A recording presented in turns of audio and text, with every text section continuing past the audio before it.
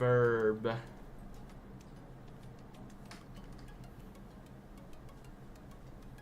Hello. Peoples. How are y'all doing? Don't hold him like that.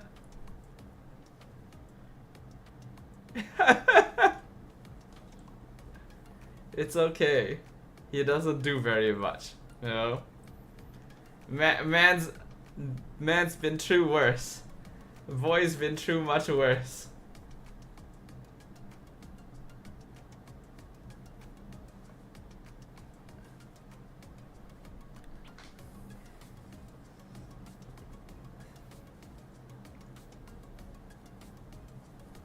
Squishy. Okay.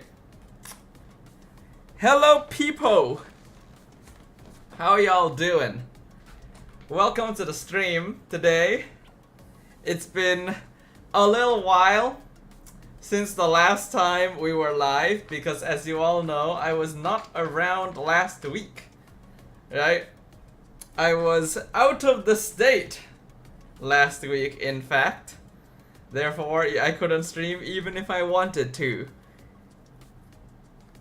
But I am back, as you guys have already seen from me being at MPL over the past weekend. But we are officially back on stream as well. It's been a little bit. Hello to Darren, Kuruel, Kai, and Harsha as well. Man's been traveling and sitting at caster desk with you. He needs rest. He sure does. This boy right here needs rest. And so do I, because god damn, I feel like I've been going through the ringer. Like, god damn, I've been busy the past 6 weeks. With fucking work and second work and everything in between as well. I'm a gamer, you know. I want to just game. I want to just be sitting at home doing absolutely nothing in my boxers and playing some games and looking at some anime waifus. Like, god damn, I am a tired boy, but all good. The end of the regular season approaches, and after that we will have the playoffs to look forward to.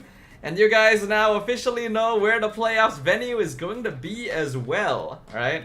We just announced the playoffs venue on Saturday. Like I mentioned to y'all, it is in a place that we've been to before. In fact, it's a place we've been to, it's a place we've been to multiple times in the past. Stadium Juara! We're back in Stadium Juara for the playoffs, which honestly, not a bad decision. I feel like we are going to have quite a lot of viewers this time around, and out of all the stadiums and arenas that we've had in the past, I think that Stadium Juara is probably the most, like, sizable one. Outside of Johor, of course, but that was a one-time thing, so I don't think we count that. But yeah, it makes sense that we'd probably go back to Stadium Juara since there is a good amount of space in Stadium Juara compared to, like, you know, like Quill City Mall or Dewan Sariputra or all that stuff. Hello Dark Striker, hello Jaro. Dodo, your last week's hairstyle was so good and you had haircut this soon? Dude, it was long AF. It was so fucking long. That's what she said. Yeah, my hair was so fucking long, you know.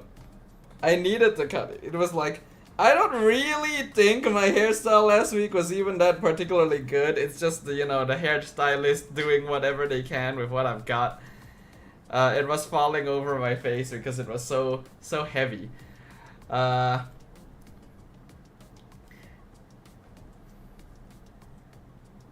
Indian team that's gonna represent India is True Rippers. Ah, yeah, they had their qualifier quite recently, right? I didn't watch any of it, as you guys are probably able to guess. So I am curious about how strong they are. Aurora PH back to Fraud Aurora form, Kuruel says. Damn. That's an oof right there. That is an oof.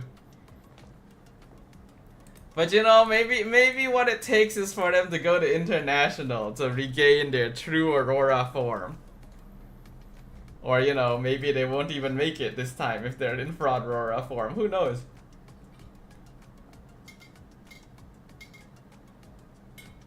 We are the people who are gonna feed Dodo info from the other leagues. Basically, yes. As much as I would like to keep up with other MPLs, I simply don't have the time. Like fudging hell, y'all, I just don't have the time. And honestly, even if I did, I probably wouldn't be the most enthusiastic about keeping up. I would just be gaming. And I could be watching it on the side while I'm gaming, but I'm usually watching other stuff on the side while I'm gaming as well, so that's one of those things. Aurora is back to their prime because I hate Aurora gameplay, Harsha says. I see. My Aurora hate watch is turning to success. I see that Jero and Harsha have the same feelings about this. Gideon apparently did a video regarding the latest MPL MY stuff. Really? Gideon made a video? Hold on. When's the last time dude made a video? Let's have a look-see.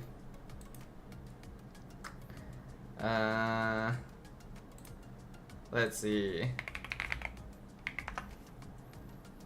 Oh yeah, he did. Wow. Damn, 45 minutes? Dude was yapping. Okay, I see. Oh, he was sponsored. I see the sponsor in his description. Lol, lol. Oh wait, no, this is... I think he was live. Yeah, it looks like he was live and then he just clipped it onto his YouTube or something like that. I don't know. That's what I assume. I did not know Gideon has a YouTube channel. Yeah, he has a YouTube channel. He had a YouTube channel before I had a YouTube channel. He used to post on it. Doesn't do it much. Well, hasn't done it much in a long time. But I guess man decided to actually post something. Maybe man's gonna come back. Who knows? Rora got backdoored by King Kong Suyo. Good to know. Honestly, we've been having an insane amount of backdooring recently. We've been having so much minion gameplay recently for one reason or another. It has been curious.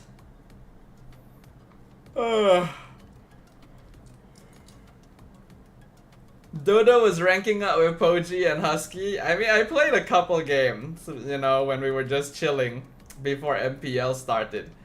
But besides that, I really have not been playing much MLBB, so we'll see how things go later, right? In case anyone here is unaware for whatever reason, today is, of course, Team Power Ranking Week, right? It's week 6. We're gonna be doing another power ranking for the MPL MY teams. And I am going to have a hard time. I am going to have a hard time. I really wish I had a bit more information. It always feels like stuff acts up on the even weeks, right? It's like week 1, 3, and 5 is all like, okay, you know, things are going about as expected from before. Everything seems fine. And then week 2, 4, and 6 is all like, oh, we're gonna screw with Staffa now. We're gonna play really weirdly for 1 week, so that he doesn't have 2 weeks worth of information that he can use for the tower ranking. So, yeah. Hold on, what are you guys saying? We have more heroes that give vision in the meta now, being Zetian and YSS. I mean, Zetian YSS combo was always a thing. Remember when Zetian was first released? Zetian YSS was like one of the comps to play. So I'm not too surprised. I don't understand why MPL MY still picks YSS. We live in the past. Don't worry, Dodo. We'll help you out. We viewers are mature enough. I hope so. And they're still blind at map? Yes. Yes, we are. Isn't that unfortunate? There's not really much we can do about that. Really.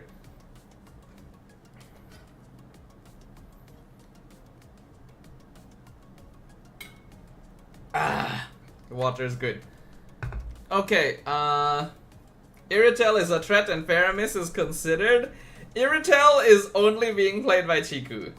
Irritel is a purely Chiku pick. I know it's picked up once or twice by other teams, but that's only when they literally have nothing else left to pick.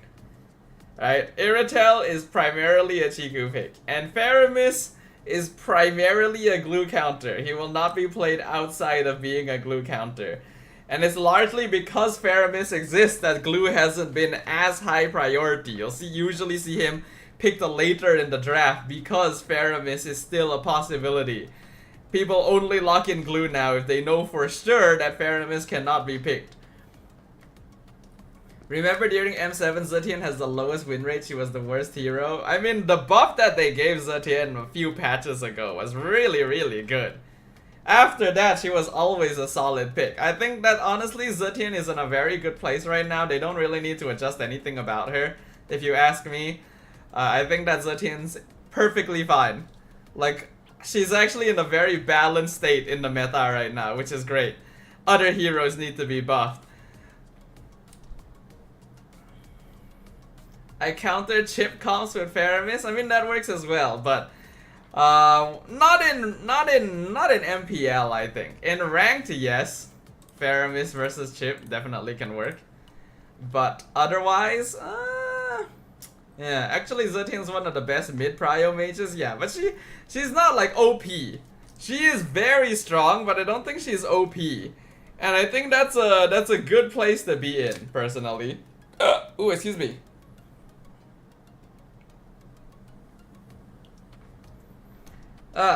Very team reliant. I think that's fine. Not every hero is supposed to be an independent god, you know? Not every hero is supposed to be Freya. In fact, mages most of the time are supposed to be reliant on their team. That's just how it's supposed to work. Valentina is the best mid hero? Nah, I don't agree. I don't think Valentina is the best mid hero. She is very bad under certain circumstances. Farsa and Eve are better mages in this meta, better than Zetian. Farsa, maybe not. Eve, yes. If you ask me, I think the best mid laner right now is... Actually, no, it's not Eve. It's Zusin. Zusin is the best mid laner right now. Like 100%. I don't think you guys will even disagree with me in this case. Zusin banned? That's why. That's why she's banned. Because she is the best.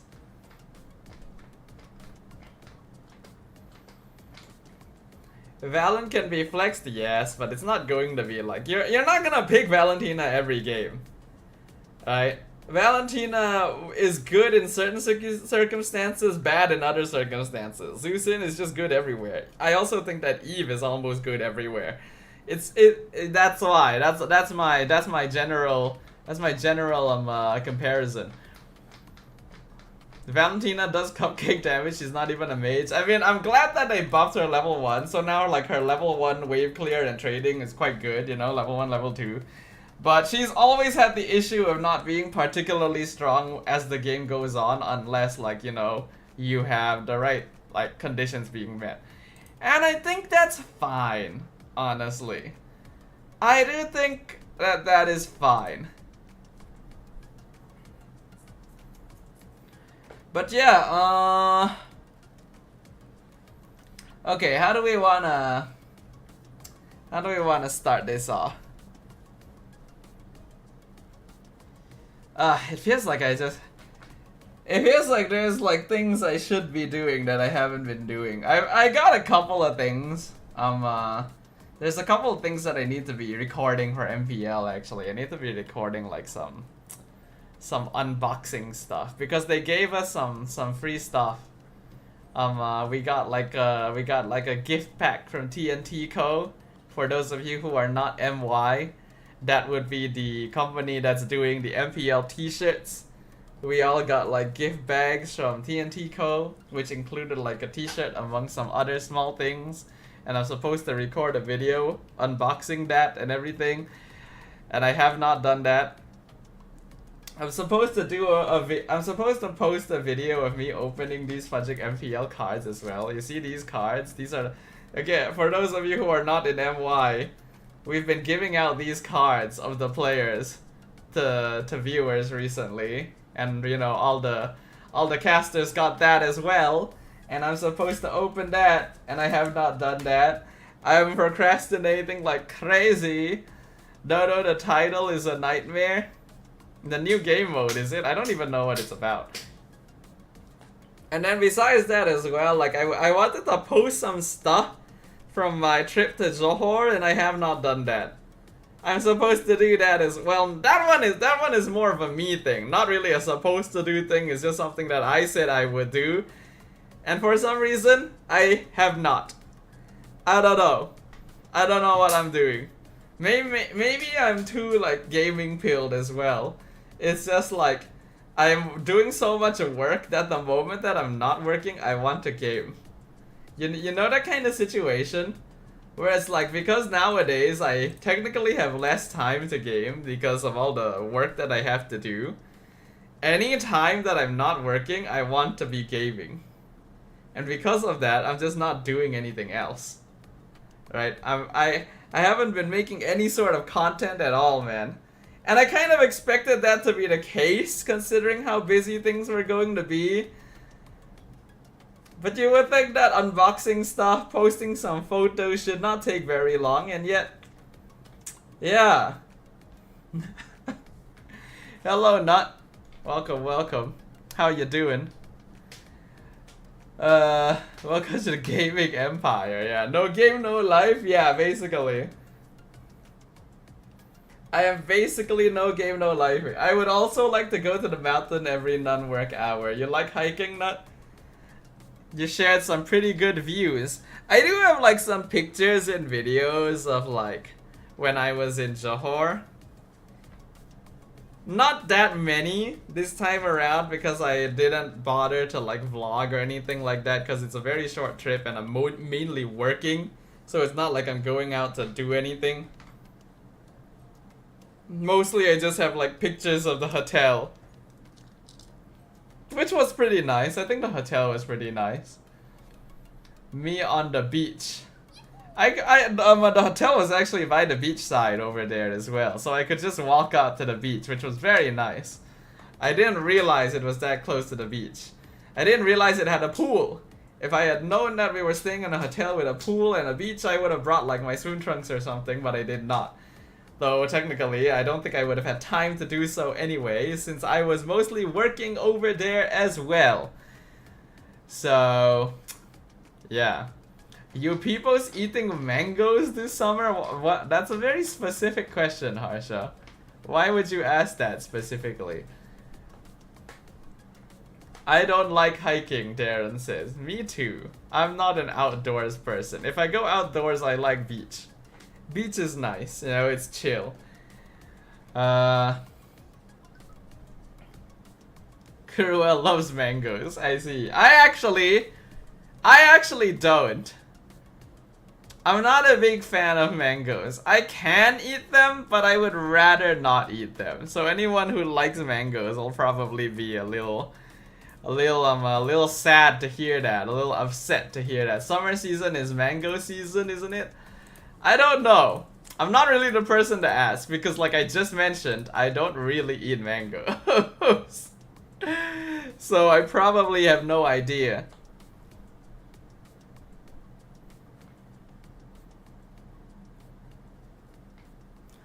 Let's see. Anything else I want to talk about?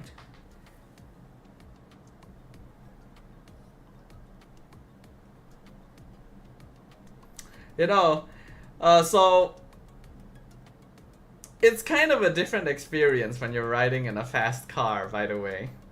Cause like, I went to Johor driving and I was basically riding in my friend's car.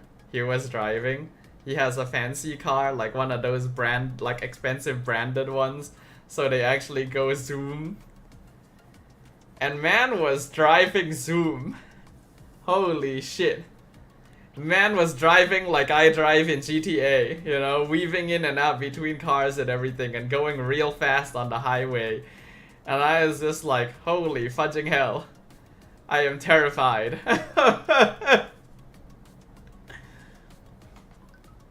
Porsche? Along those lines, not a Porsche. But maybe a little... yeah, it is along those lines, right? Maybe slightly under Porsche. I don't know cars. How is NTE? Darren asks. NTE is fun. I'm enjoying NTE. I really want to do an NTE stream again where we just try co-op. I really want to try NTE co-op. Alright? Like, I was hoping to find a chance to do a stream of NTE so that we could like, mess around in co-op.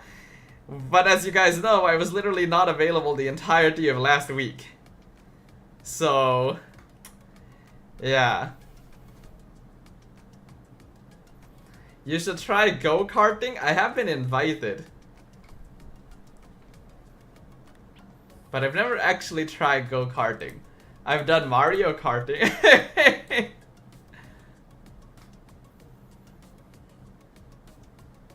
But yeah, on another case, this week of MPL has sure been something. NTE's been trending these days. People are trying all kinds of teams. I mean, that's usually how it's going to be for any sort of new gacha game, right? People are going to be talking about it. People are going to be team building and figuring out how things go. I'm going to tell you guys right now, I still have not used my 2 selector tickets. Right? Like, you know how we basically get 2 free S-rank selectors? One from 50 pulls and one that they handed out in the mail like a week ago? I haven't used either of them. Because I keep thinking like, I should wait until I get 1 more S-rank just from pulling before I select. Right? Because it would feel very bad if I selected my characters and then I pulled a dupe. You know what I mean? The thing is, I'm not that close to hitting Pity on standard. So I don't know how long I should be waiting. You know? I'm currently at like what, 40 plus standard pulls, which means that I'm technically not that far from Pity, but I'm also far enough that I probably won't hit it for a while and I should probably just use my selectors, and yet I am hesitant. Let's go. Dodo gonna yap about Suelo Zask. Oh boy, I definitely have things to say about that. But yeah, this week has been something MPL wise. Getting dupes is annoying than getting common ones. Yeah, I mean, dupes can be good. There are cases where dupes are good, I guess. But for me, I would prefer having more characters, you know? I think a lot of us can agree with that. By the way, you know what? Let me tell you guys a little bit about what happened when I went to Johor, right? Like, just let me yap a little bit. So, I never actually told you guys... Hold on. Did I tell you guys why I was going to Johor outside of it just being work stuff? Like, I know I told you guys it was work. But did I tell you guys, like, what work it was? Because I don't remember if I did. I feel like I didn't, but you guys know how my memory is these days. I forgot, Kuro says. Thank you. Good to know.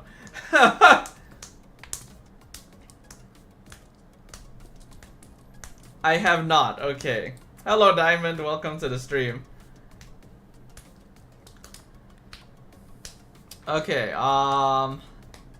so basically what happened is my friend slash employer, because there is the same, it's my friend who hired me, in case you guys don't remember. I mentioned that a while back. My friend basically invited me to come over to be part of their project, their hackathon project presentation. Right? Because he's basically got a bunch of like side projects going on at the same time along with whatever I'm doing in my regular work hours, right? He's got other side projects going on. And just so happened that one of those projects was participating in a hackathon, alright? It was a robotics hackathon, so it was actually like it was actually all projects involving robots. So he invited me to come over and help with their hackathon presentation. In case anyone here doesn't know what a hackathon is, I'm pretty sure most people here do know because a lot of us are tech people, but for those of you who don't know what that is, it's basically like a coding competition, usually. It's usually a programming competition.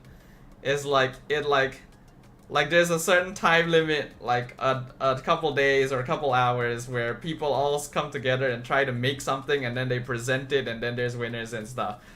So we were participating in that. I was dragged in to help, but not as a programmer, as a caster, funnily enough. Alright, so there was a little bit of a combination of worlds here. Because my contract work employer brought me in for casting. Because their robotics project was a robot fighting league.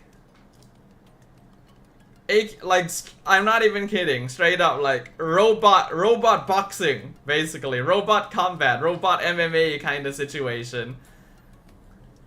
And you can kind of see now why a caster would be beneficial. Like, you might be wondering, like, what would I be casting for, like, a hackathon? I think you get it now. So, like, he asked me to come over and do it. It ended up not being very long. Like, I was supposed to cast for, like, a minute. That was the plan. Right? Because the full presentation is 10 minutes. So, the plan was to have the robots fight for, like, 1 minute, and then the rest of it is dedicated to, like, the actual presentation. But it was actually a lot shorter than we thought it would be because the robots actually scored a KO. It was not planned for that to happen, but the robot actually scored a KO. So the fight ended a lot earlier than expected. Hello Kai on YouTube. Like Real Steel movie? Yes, like Real Steel movie. I never watched the movie, but I know what you're talking about because they mentioned it. Yeah, so now that is what I was doing. In fact, like, I shared the stream link to you guys in Discord. I actually shared the stream link to you guys that day. I don't know if you guys actually saw it or not.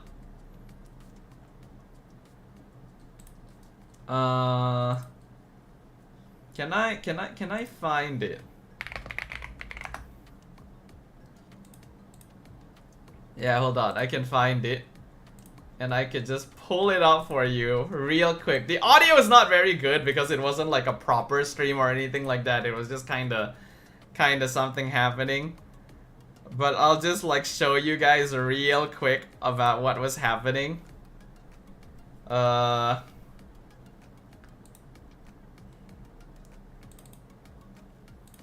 the live didn't start. Yeah, so this was the live stream I shared. Again, the audio is not the best. The audio is not the best, but you guys can tell that it is me. Because no, this is not an official stream, this is literally a camera set up on the premises. So the reason the audio is not good is because it's literally capturing it from the speaker. But don't worry, that is me. So you can see this is actually robots fighting right here. And that is me casting in the background. And then that was an actual knockout. Legitimately, robot went down.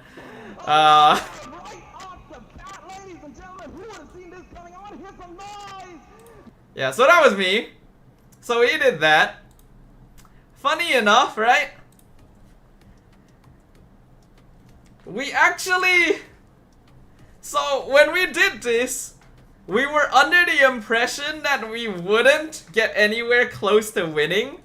Because most of the other teams had better like technical specs than ours. Right? Most of the other teams had like proper projects about using the robots for like more practical usage. Whereas we had a robot fighting league. So, we weren't really expecting to do particularly well, ranking-wise, since it seemed like a lot of the other teams were more impressive. We actually got second. I will probably post photos soon. I would have already posted photos. It's just that I've been procrastinating. But we actually got second. So, surprise, surprise. I did feel a little awkward going up on stage and taking pictures with like the big, you know, like, you know, when you win stuff, you'll be given the big like cardboard check thing. Yeah, I felt a little awkward going up with the rest of the team to like take pictures with the check thing because it didn't really feel like I did anything, right? I was just there to cast. Though I also did contribute by basically rewriting the entire presentation script. Because the original script that they had was not good. It was prepared by someone else, and then when they reviewed it, this literally happened a day before the presentation, by the way. A day before the presentation, when they were going through the script, they were realizing like, this is not a good script. This is a bad presentation script. And I was looking at them go through the script and I was like, oh, this is not a good script. So I actually went and rewrote most of the script. So I was only brought in to help cast, and then I ended up helping with that too. So I guess I did contribute somehow, but it feels weird to be considered part of the team when I didn't do any of the like programming.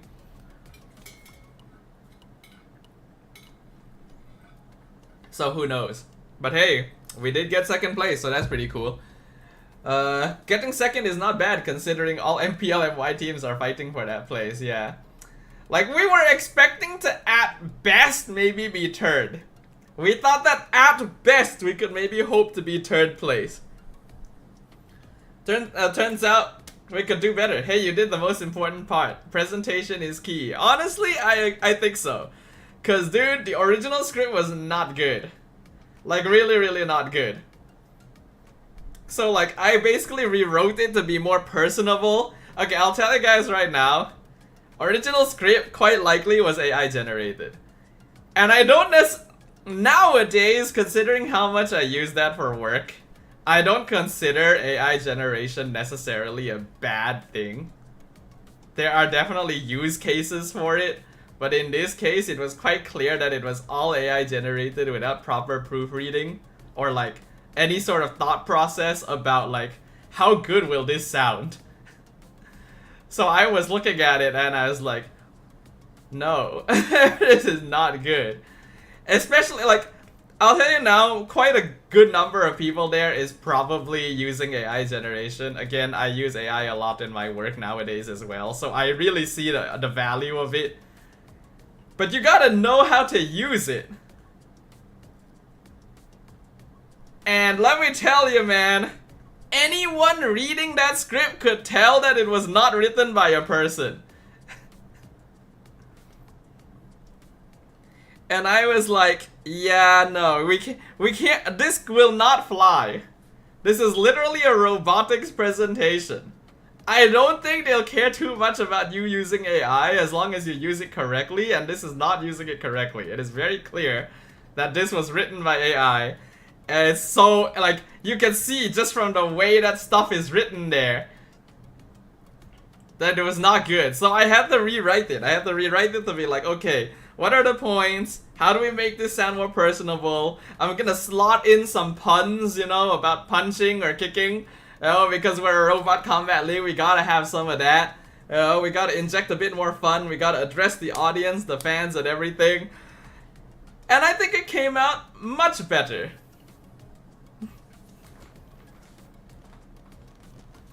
AI generation in creative media is just yuck.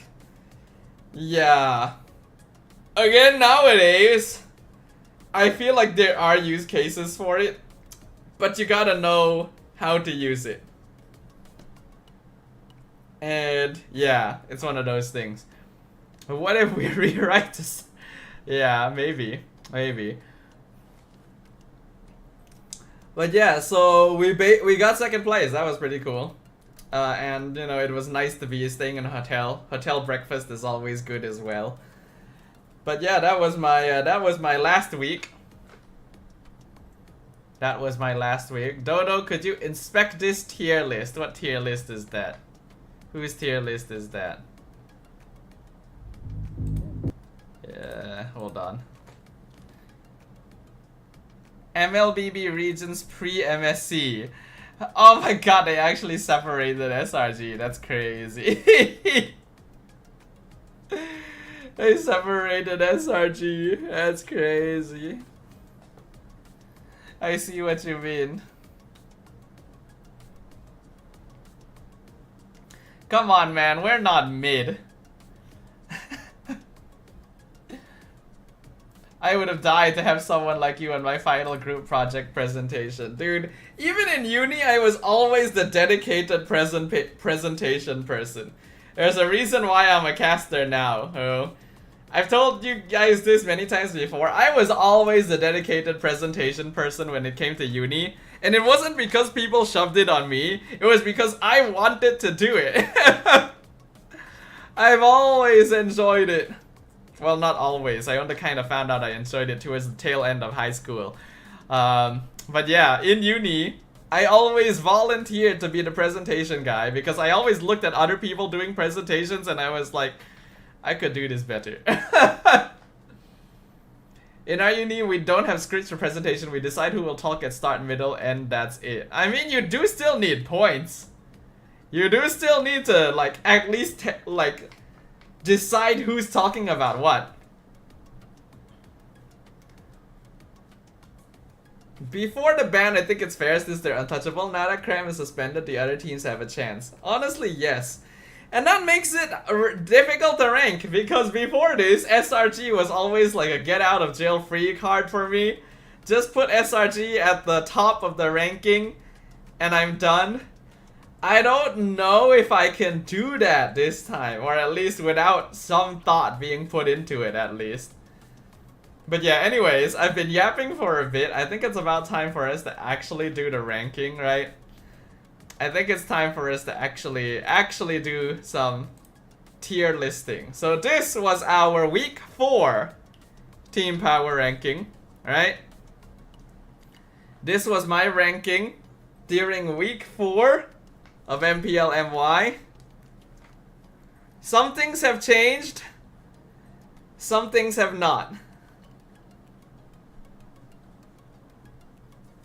But I feel like I already had some difficulty doing this ranking last week, 2 weeks ago. I think it's gonna be more difficult to do this week.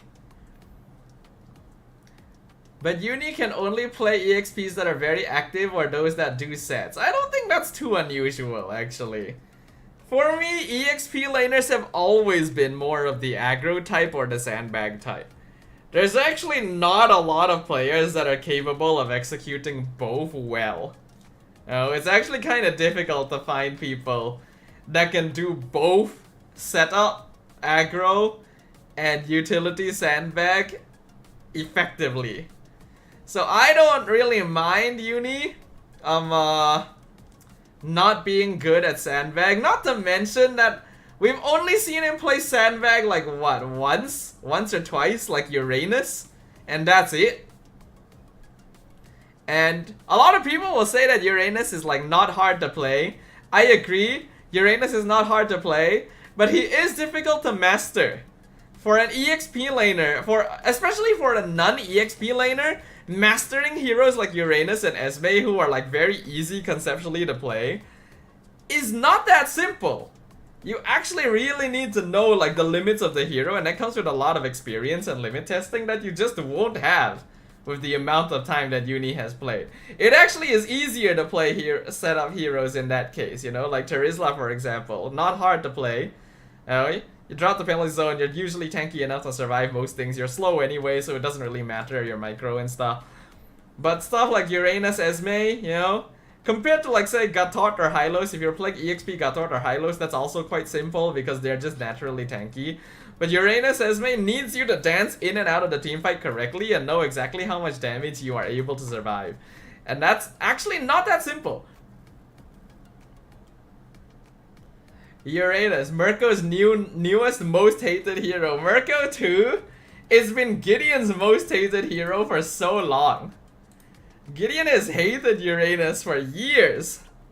Mirko hates him now too? Why? Why does Mirko hate him now too? I think he should just specialize, just do it until Cram is back. If he can master it, then maybe only consider branching out to Sandbag. I don't know. Because like SRG needs, you need to be able to fill in the gap of whatever they need, right? So while it might be nice to say like, oh, Uni should specialize, I don't think that's going to happen. Why did SRG try to copy Briscoe and Savero's combo that is Kalea and Clint? I don't know. I was casting that day. You guys would have remembered us talking about it on desk. I didn't actually agree with the Clint. I like the idea, but they should have just played Bruno again. Honestly. They honestly should have just played Bruno again instead of Clint. A good Uranus player is just a walking fountain? Yes. Probably Beatrix Kalea would have been better. Beatrix also a bit difficult nowadays. But yeah, honestly, may have been a little better. Clint is just a bit hard these days. I know that Innocent has played Clint multiple times in the past, but I don't think that was the time to pull it out. But anyways, let us reset this tier list. And once again, we shall talk about our teams and the things that they have done this week. Can I close this? Can I close this ad at the bottom of the thing? You know what? Oops.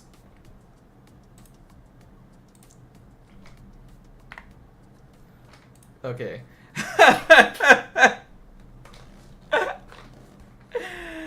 And they show another ad up top. This tier list is brought to you by C. Now it's up there. Yeah, hold on. If I'm gonna do it, I may as well be complete with it, right? Okay, there we go.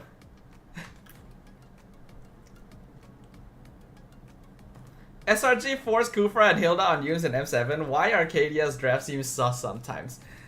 I actually agree with you.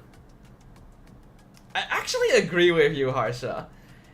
There are some situations, there are certain games where, like, we all know Arcadia to be a really, really good coach, right? There's a reason why he's been able to bring SRG up so far in the eyes of the world. But there really are just certain times where, strangely, his drafts are weird, right?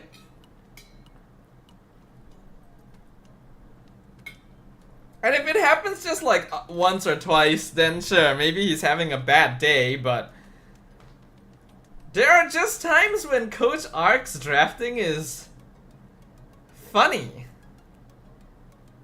And I don't know why. It's a little weird. Some glazers would say hide strats. I mean, we know that SRG is a team that's willing to hide strats, but they also are a team that will not, like, pick heroes for the sake of, you know, losing. Right? They will always try to have the correct heroes for the correct situation. So that's what makes it really weird about the fact that sometimes they just don't adjust. I don't know. But, okay. How shall we do this time around? Hi. I would honestly still put SRG as #1.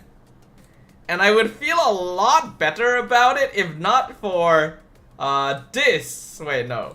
Where is it? Week 6. If not for this match, right? How did this happen? That's the real confusing part. Now, it would have been a lot easier for me if AC also won against IG. Because if AC also won against IG, then you could chalk this up to AC genuinely just getting a lot better in a very short time. Alright? Like, if AC won both of these matches, then okay, I can just rank AC very high because clearly they've improved somehow. But they did not. Like, okay, I won't deny AC has gotten better. They're definitely looking better than last week. But how do you win against SRG and then lose to IG? You know? That's the confusing thing to me. Now, there is one thing I could argue. I could argue one thing here. It's possible that Uni is still figuring things out. It's because this was Uni's very first game ever in EXP lane. So there's a possibility that SRG didn't perform well here because he was still adjusting. And personally, I think Uni did a pretty good job. Like, I think his Terizla was okay, his Phobius was very good, but his Uranus was bad. And I don't blame him too much for that one because there's so much fudging armor shred on AC's lineup. I don't actually blame Uni too much. I want to use the excuse that, oh, maybe SRG was not good because Uni was playing his first EXP lane game, and that's part of the reason. But also the drafting was kind of bad. Especially this last one. What is this draft versus this draft? You know, again, if you really wanted an early game hero that could beat Claude in lane, Bruno. You literally just played Bruno. You just won with Bruno. Just play Bruno again. You know? Hello, Ray. Welcome, welcome. Also, hello, baby water. I didn't say hi to you earlier. Hello.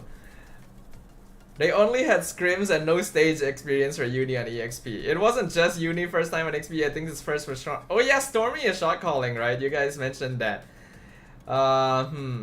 Uni play okay, it's just Skies is non-existent, Harsha says. If SRG won, Uni would have been MVP. Honestly, I could see it. But even in game number 1, okay. I'm gonna point something out. Hold on. Uni is good mechanically, just micro isn't there yet. Yeah, I can agree with that. Clint stomps Claude. Onyx PH did in MPL PH, but this draft is new to the team. Clint is supposed to stomp Claude, yes. The problem is the rest of the team was not doing well enough for that to happen. Right? Innocent could not win his lane because everyone else was losing theirs.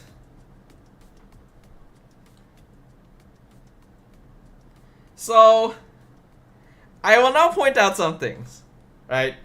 Obviously, it is not a good thing that Cram had to be suspended. It had to happen because he did break the rules, right? I agree that Cram should have been suspended because he did break the rules. I think this is appropriate punishment, but I wish that it didn't have to happen. I wish that Cram did not break the rules, you know? In an ideal world, that would not have happened, but it did. Now, I will say, there are benefits to this. Yes, there are cons. The bad thing is that SRG is no longer playing at full strength, and you can see that they're in a little bit of a mess because of it. Right? And then the fans are all up in arms. We've been seeing all sorts of drama on social media. Those are the bad points. But there are actually good things about this happening. Again, it should not have happened. I wish it didn't happen. But now that it has happened, I have to point out there are good things about this. Firstly, Uni gets stage time, which is excellent. Gives him a chance to spread his wings a little bit, actually learn under Coach Ark and the rest of SRG and show the world what he can do, because otherwise he most likely would get benched after the regular season is over. So I'm happy that Uni gets more stage time. Second, SRG has needed this wake-up call. Real bad. Maybe Cram will finally calm down and be more mature. Reminds me of when Carl and Kelra started out. Maybe. But yeah, I think this is good for SRG because they have been too dominant for too long. I cannot deny that most likely there's a little bit of complacency sinking in for the Selangor Red Giants over the past like couple seasons. They have still been getting better.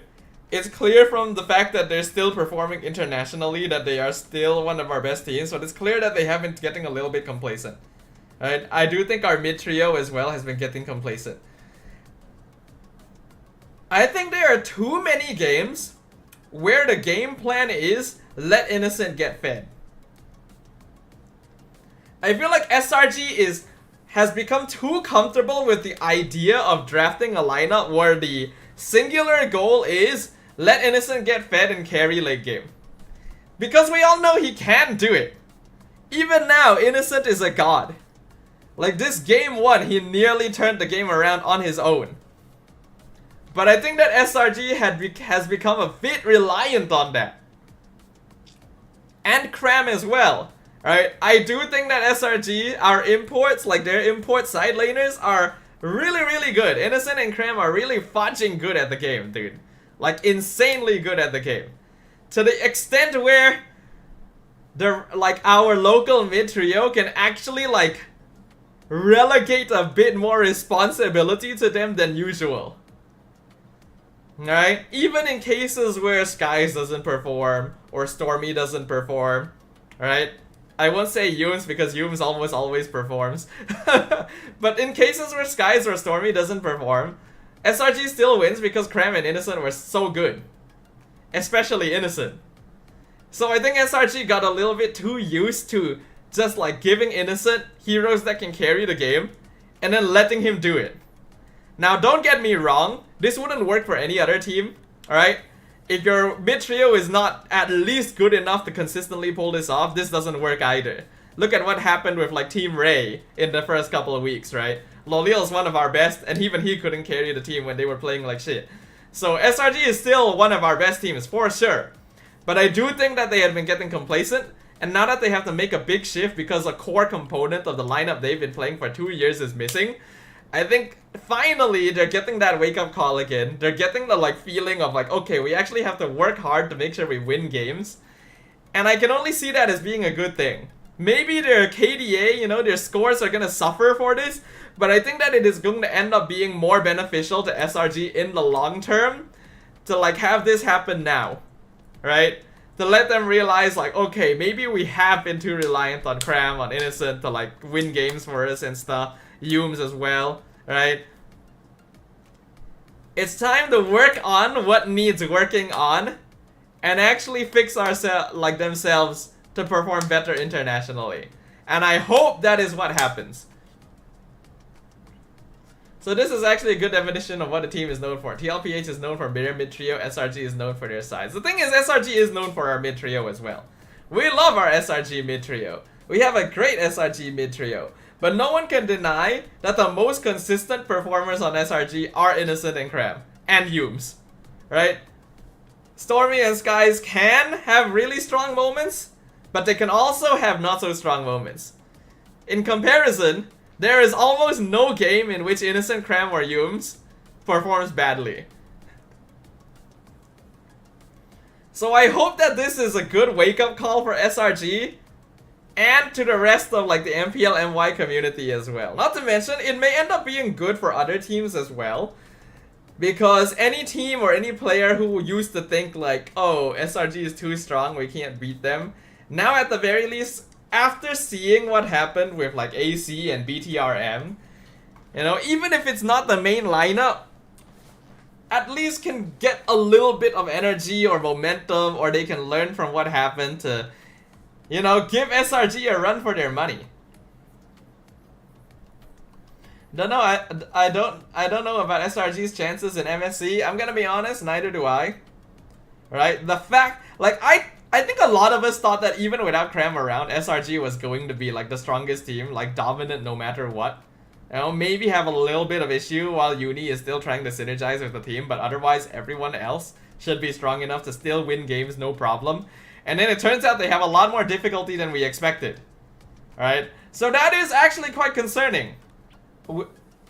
has SRG really been this reliant on Cram shot calling for so long?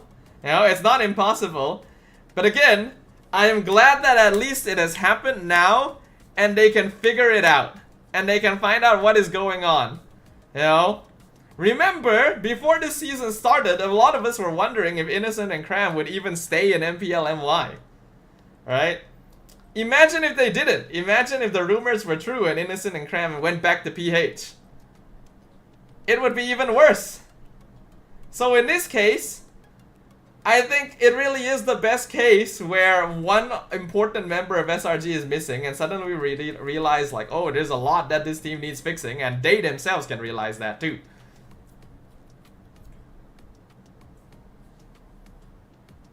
The only team that's equal to TLPH mid trio is Onyx ID. Carl TZ admitted Keyboy is the hardest player to play against. Ah, interesting. Okay. They changed players so much I don't even remember whose player is who, especially AC. Yeah, a lot of our teams have been trying to like mix and match. But the transfer period is over. In case anyone is wondering, there are no more transfers for the rest of the season. So the teams we have now are the teams that we will have for the rest of season 17, no matter what. But yeah, I think SRG is still one of the better teams. There's a good chance they are still the strongest team. But the gap is smaller. Alright, before this, there was always a massive gap between SRG and our second place team. Now, not so much. Now we'll see what happens next week. Right, after Uni has had a week to properly scrim and train to be SRG's EXP laner, I think we can expect a lot more.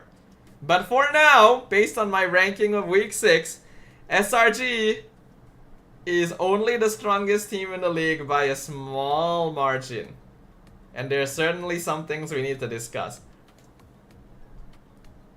The early game of SRG fell so hard, equal to RQ. I agree with you. SRG has always been weakest early game wise, but one of the players that was important for making sure that they still maintained early to mid game priority was Cram. Without him, SRG's early game feels even worse. I think that SRG's strongest point is late game, actually. I actually do think that SRG's strongest point is late game now.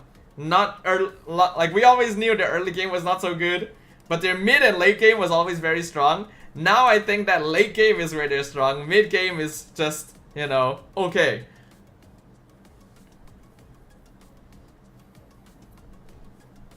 The gap is the Grand Canyon for SRG and the rest previously, yes. If only Goja still played for SRG, I'm gonna be honest, I think it's better to have Uni. No shade to Gojas, but I actually think that it might be better to have Uni in this position for now. Just a gut feeling. That's why AC took Claude and Moskov from Innocent? Yeah. In fact, I think most other teams are going to start doing stuff like that. You just get rid of like Claude, Moskov, Harif, and then you may actually be able to handle SRG better. Should SRG even consider drafting more late game comps? No. Playing late game comp in this meta is a suicide mission. You need to be strong enough early game to make sure you can survive the late game. That's why we never see like triple marksman comps anymore. Remember when triple marksman comps were meta? No, not anymore. Even double marksman feels a bit worse. You know? Like we've been seeing teams try to play Kimmy and you can see how it just doesn't feel as good as it used to. So far, no Harif jungle, right? No. I mean, he's just so much better in gold. Even after the buffs, he's so much better in gold that there's really no reason for anyone to play him in the jungle.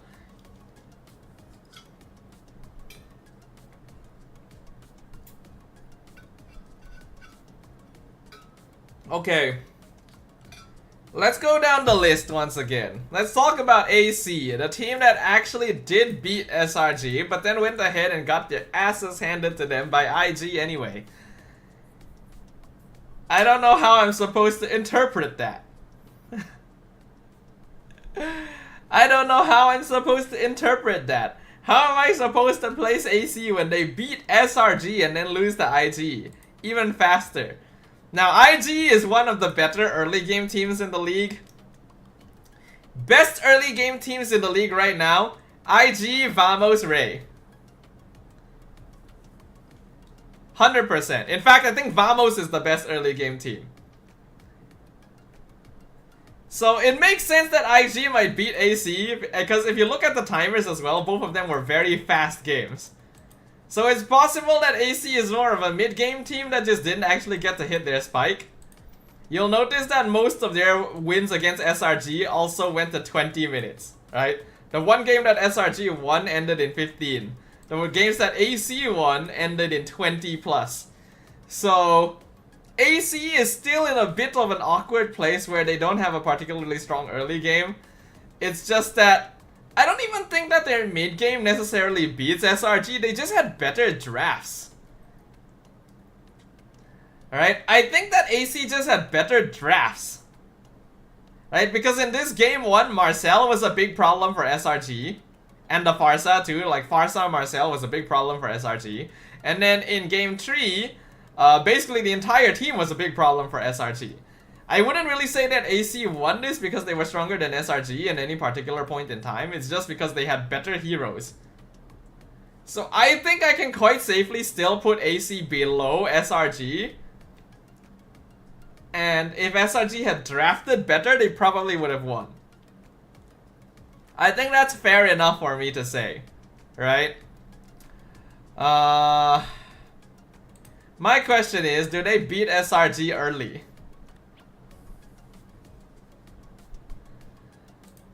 That would be the only point I consider, because mid game they're behind SRG, late game they're behind SRG. Early game in front? I don't know. I don't know.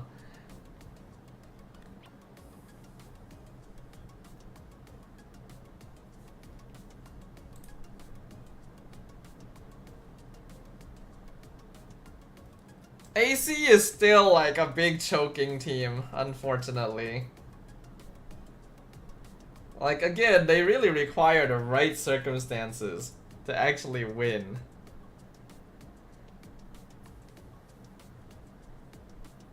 You think that AC were stronger early and late? Again, I think that was because of the draft.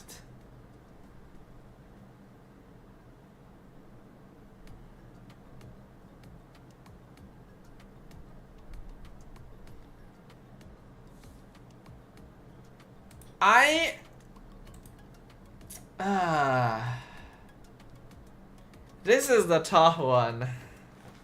I think SRG is better late. I feel like SRG is better mid-game as well. It's just early. You know what? I think I have to do it. I think I have to put AC. I'm gonna tell you now. There's a good chance that SRG is like in the bottom half of the early game. I wouldn't be surprised if SRG is like 4th or 5th place early game, which is the furthest down I have ever put them in any category. Actually, Dodo put AC worst in the early mid, and then their late is mid.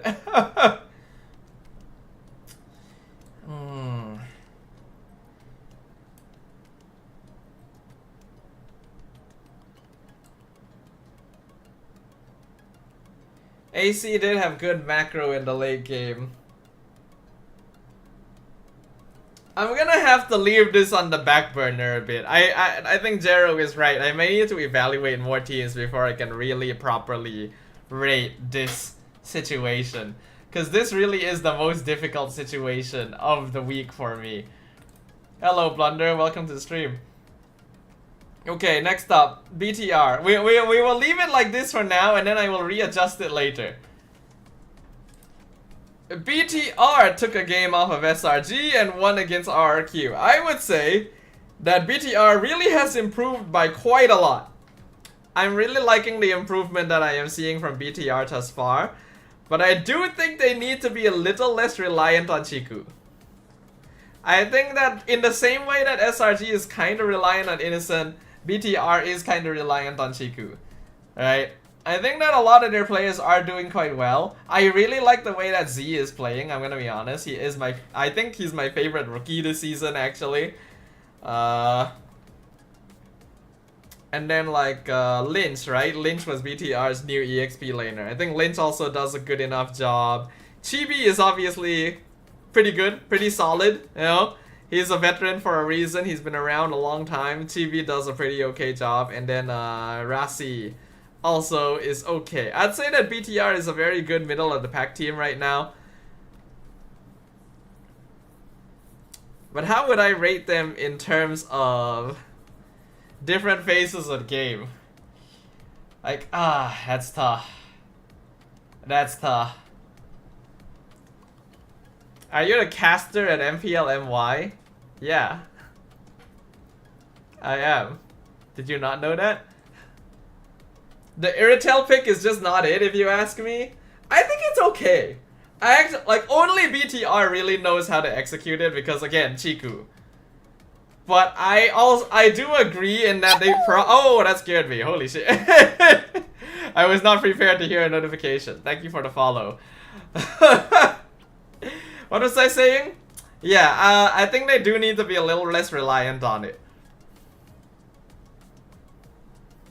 Talk about AC's chances for playoffs?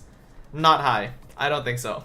I think that AC has improved a little bit, but they've done so poorly the entire season that I don't think they're making it to playoffs. So I think AC and Flash will not qualify. The only chance AC has is if somehow RQ performs even worse in the next couple of weeks. Right? If RQ performs even... Hold on, let's look at the comparison, right? Because right now, I think the next team to be eliminated is either AC or RQ. I think everyone else is fairly safe. Right?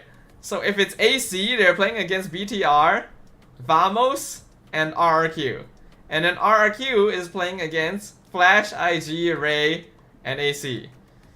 Neither particularly easy, but RRQ does have more games left, and one of them is Flash.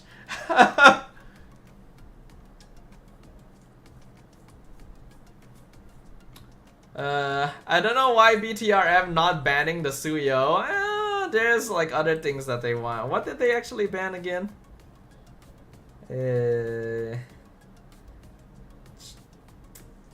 Yeah, I mean, these are pretty standard. They banned the Selena, huh? I didn't realize that.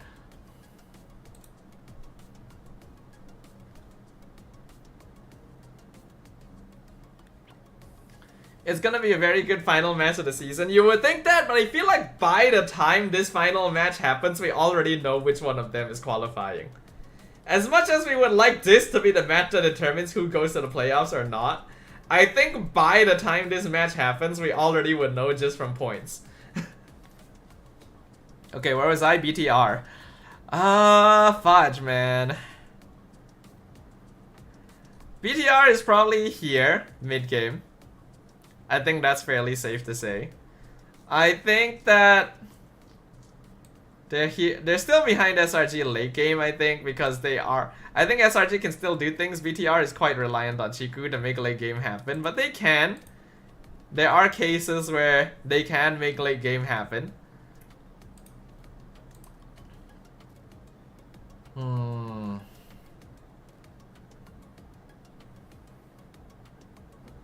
Hello, Lilo. Good morning.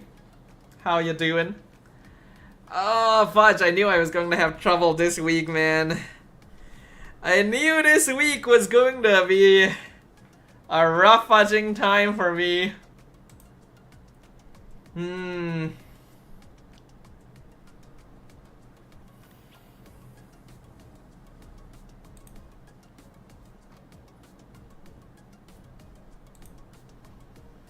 How do we rate BTR?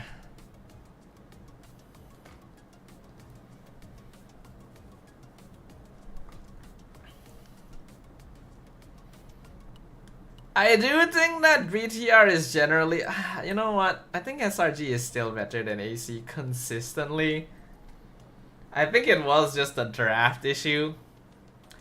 You know what? Do you guys think I should... Here's an idea, right? Just an idea.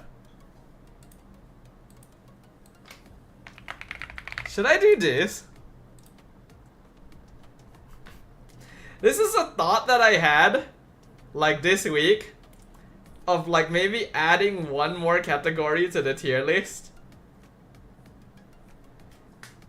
It does kind of make my job a bit harder. Because now I have to think about another category entirely.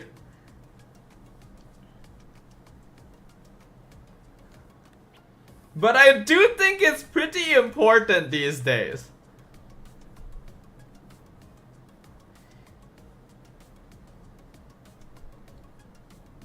It does also mean I need to add another set of images.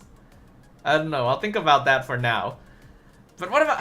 Where do I put BTR early, dude? I don't know. Because BTR's early game is kind of inconsistent.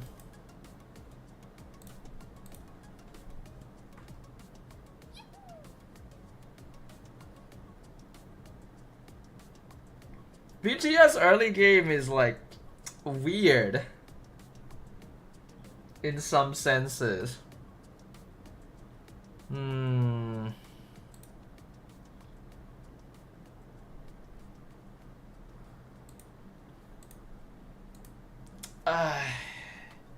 It is definitely above AC, you know what? Yeah, I think it makes more sense. Like, even though AC won against SRG, I do think that it's something like this.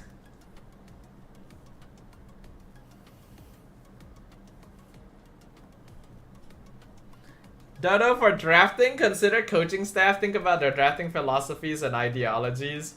I can't go that deep, but yes, drafting is going to be about the coaching staff, for sure. Because, like, who else would it be about, right?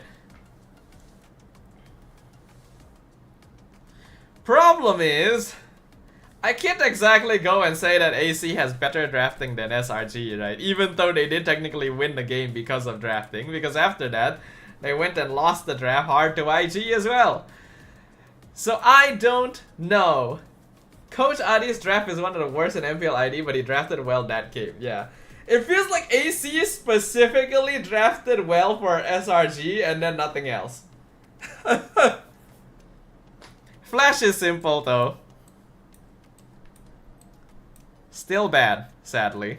They've gotten better by a little bit because they did actually take a game off of IG. But I think that's because IG decided to play Zask for some reason. If IG was not playing Zask, I'm pretty sure they could have won this game. So I think it's quite safe to still put Flash, like, worse in every angle.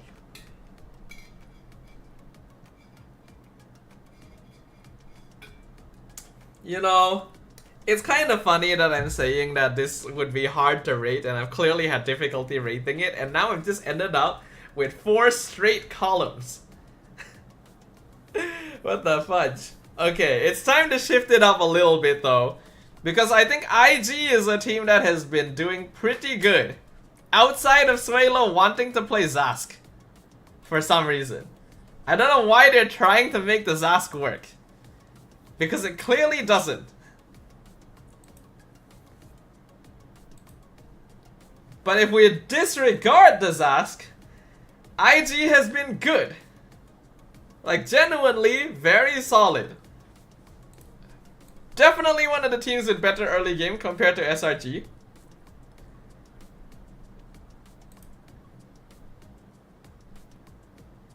I think that their late game still falls behind SRG.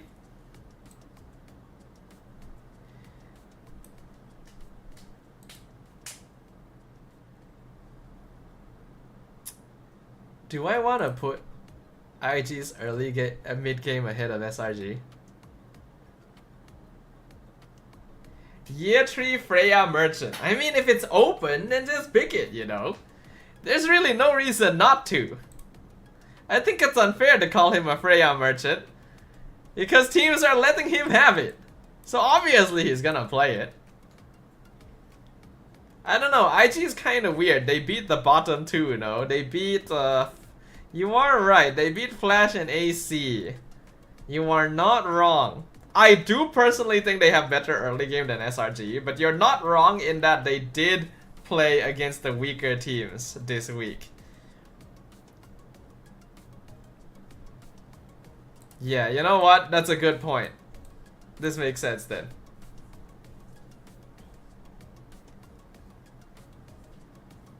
Actually, yeah. I think IG's late game has gotten better, but it's still not the best. I do think that they have fixed a lot of the issues that we saw from before, but it's still not the best. Staff, the reason why Year 3 is given Freya more is because in Geek Fam his Freya was horrendous. Really? Damn. Okay.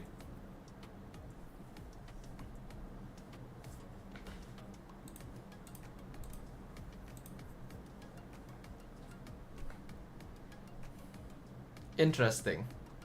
Interesting. Okay, but yeah, I think this is fine. And then Team Ray has unfortunately dropped in my estimations. I put them as the second strongest team last week. I really wish I had a little bit more information because they played against Flash and ACE, which obviously they would win. But then they lost to Vamos in a pretty one-sided way as well. I really wish we got to see Ray play a little more. Like, this match, this Ray versus IG match would have been really valuable for me to, like, identify where exactly they stand. Because now I can quite confidently say Ray is weaker than Vamos. But I don't know how that compares to, like, SRG. Oh shit! We got a raid! What the fudge? Hello! Hello to, Heliana22! Welcome to the stream! How are y'all doing? Thank you very much for the raid, raiders! Welcome. Thank you, y'all. We are currently doing a tier list ranking. Thank you very much for the follows as well. Hello, Luminous. Yeah, we're currently doing my power rankings for MPL MY, and I am having a lot of difficulty about it because this week has been sus. Agora, hello. I think that's a familiar name. I think Agora has been around before. If so, hello again. I forgot the raid message. All good. Hello to Heliana. Thank you very much. Thank you. How was your stream? What were you guys streaming over there? Were you guys streaming MLBB?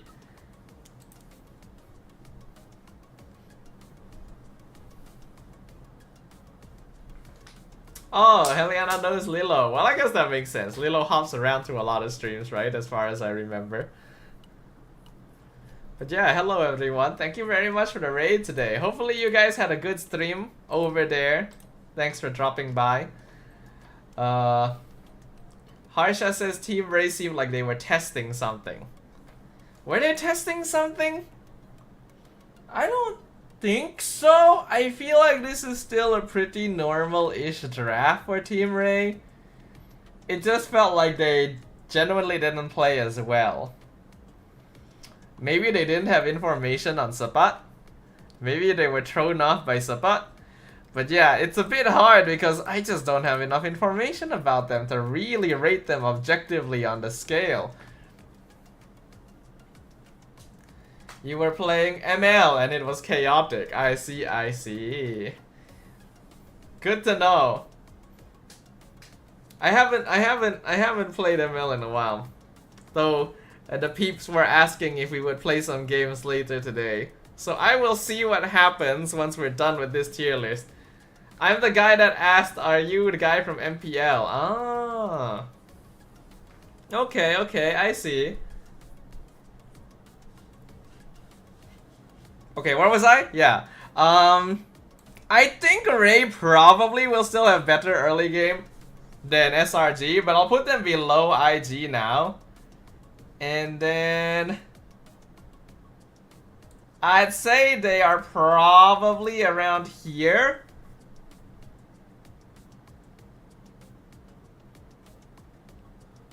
Does that make sense?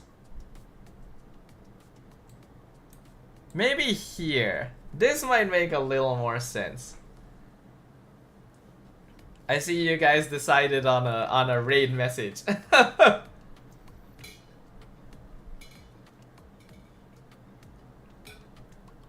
Honestly, I feel like I'm not doing a lot of analysis this time around, guys. I actually really don't know how to do my analysis this time around, cause fudge, dude. This week, I feel like too much changed this week. Too much unusual stuff happened in this particular week. And because of that, I don't have enough information. Cause like, it doesn't feel like I can use the data from week 5 anymore. You know what I mean? Right? Like, it feels like week 5's information just doesn't work anymore. And it's like,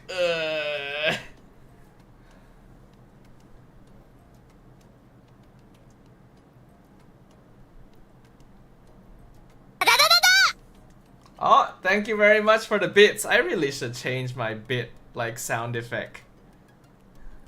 The fact that I still have, I believe that's Arknights, right? The fact that I still have, like, an Arknight sound effect on my raid is something. Though I don't really know what to change it to. But thank you very much for the bit, for the 1 bit, Sharky Pecco. And yeah, once again to everyone from the raid, thank you very much for joining us on stream today. I mean, IG are good, I guess. Aren't you glazing IG a bit too much? Am I? I don't think I am. I think IG is pretty legit, right? I don't know, dudes. Like, I'm gonna be completely honest, man. This week is messed up for me. I feel like not doing a fudging power ranking this week. Like, I have no fudging information. Week 5 and week 6 feel so fudging different. Partly because, yeah, suddenly Cram is gone, but besides that as well, a lot of the other teams just... My head, my brain, my heart, my soul. RQ as well, feeling pretty bad right now. Just generally not good. They're definitely being compared to AC currently. Their early game used to be one of the best. Not really anymore. I don't even know if they have a better early game than SRG at this point. They lost to BTR and Vamos this week, which are both teams that I think are doing pretty okay for themselves, which also doesn't make RRQ look particularly good. I don't know why they played Atlas this game. I like Atlas. You know, you guys know me. I like Atlas. I think he's a fun hero. I think he can be good in certain games. Not this one, man. What the heck are you trying to catch this game as Atlas, you know? That's also a weird thing. It's like, what's happening with RRQ's drafting as well? Like, fudge, dude.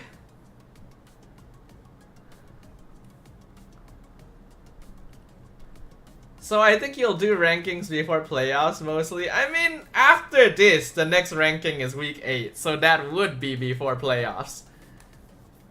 Right? At that point, I'm hoping that the ranking will be easier to do, but I genuinely feel like this shit's hard, man. They ruined chemistry by kicking Super Yoshi. Honestly, I agree. I'm gonna be honest, I agree with you. Witty is bad. And And I'm not even exaggerating. I'm not even like saying, oh, maybe like he's having a bad day or like the synergy is not there. Witty is playing bad. And it's like, you know? Like, I think Super Yoshi was clearly doing better.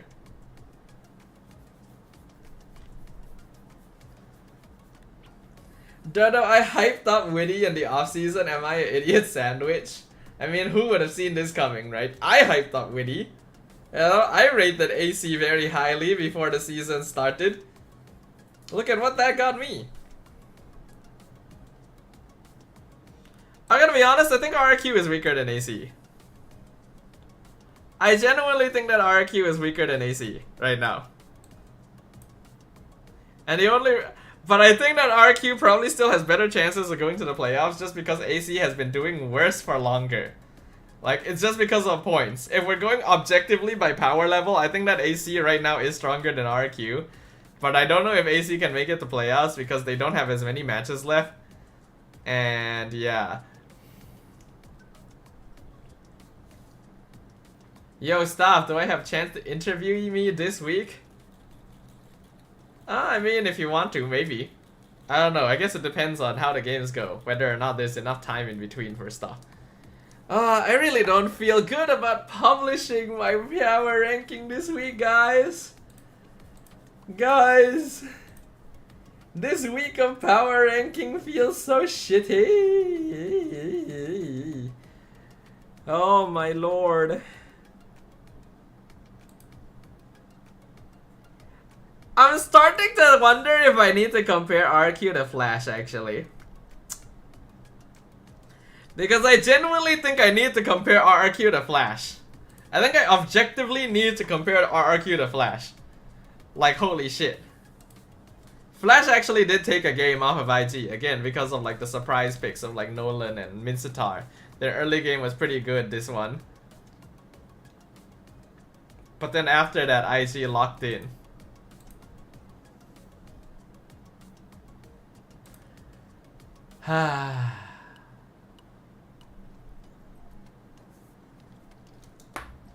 If AC had Witty, Aaron, Fabian from the start, they're definitely top 1 or top 2. Remember, they can only play 2 of them no matter what, Harsha. Like, even if they did have all 3 of them, remember, only 2 of them can play at a time. Hey, Dodo, how you doing? Hello, Zakaria. I'm stressing out. I don't know how to rate the teams this week. Oh. MPL ID Season 14 Finals MVP. The downfall of original TLID needs to be studied.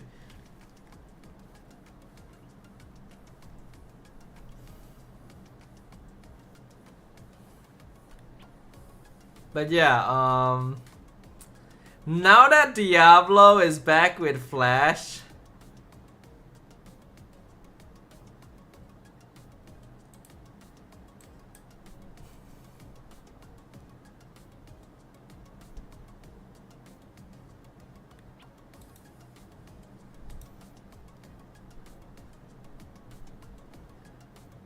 I'm starting to think if I need to do this. Dude, I think Flash, like, both these teams are bad. Both these teams are bad. But I'm wondering if Flash might actually be a little better now.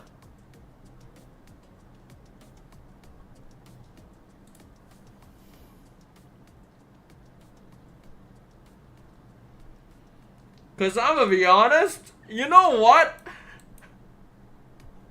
I might have to do it to them. Like, the more I think about it, the more I'm like, I think Flash might actually be playing just a little better still. Again, both these teams are bad. But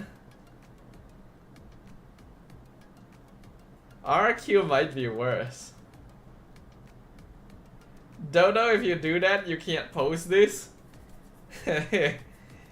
I don't know. You can't post RRQ being dead last. I think the kingdom will understand.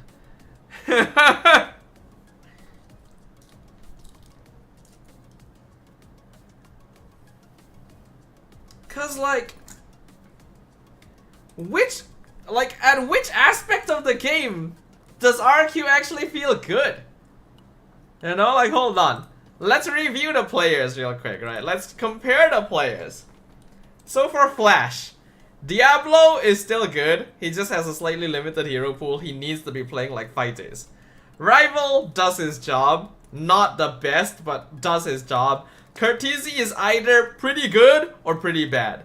SkyZ needs the team, and he cannot clutch without the team. Zorn is also sometimes good, sometimes bad. Now we compare this to RRQ. Dyren has been read like an open book and can no longer do anything. Gary has been missing every red tree under the sun. Kim is okay. Ruff has been lackluster.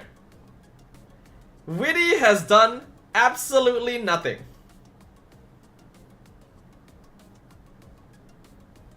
Genuinely, one of the worst performances I have seen. What has Witty done this week? I am gonna go as far as to say it feels like Witty is actively sabotaging the team sometimes. That's how bad it feels. So when I look at all of that, is there any point in the game where RQ actually feels stronger than Flash? If we go purely lane by lane, I would say Diablo beats Dyren. I would say Rival and Gary are somewhat even. I'd say Curtizi and Kim are also somewhat even. SkyZ and Ruff are also somewhat even. Zorn beats Witty. So, in that sense, it does sound like Flash is better.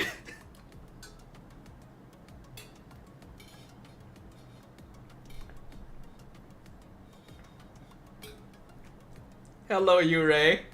I think your message was a little bit delayed. You know, you might need to reach out to your ISP. Yes, hello. Hello as well. Welcome. Diablo beats Dyren? I would argue yes. Because honestly, I don't think Dyren's been doing much. I think both of them are playmakers. I think we can both agree Diablo and Dyren are both playmaker types. Dyren has a slightly wider hero pool, but Diablo is more clutch.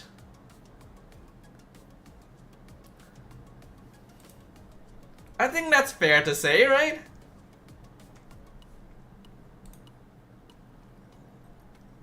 Though I suppose even though they're both aggro EXP laners, there is a slight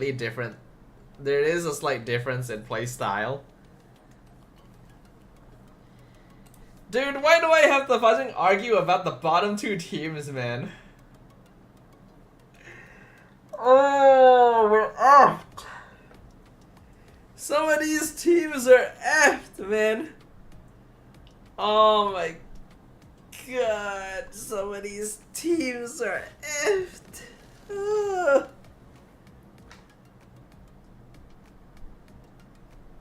Diablo and Dyren have hero pool issues. Both are good players in the wrong org. You think so?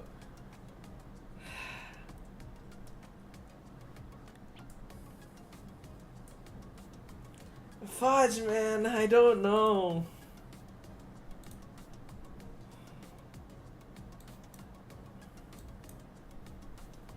Oh, I don't know. I've never had to fudging stress out about the bottom fudging teams before, man.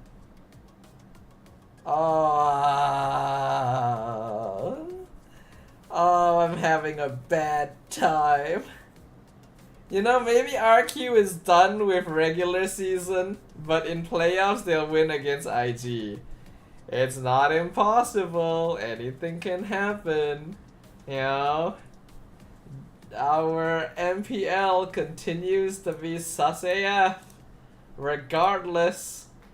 Armageddon. My Lord Almighty. Yeah.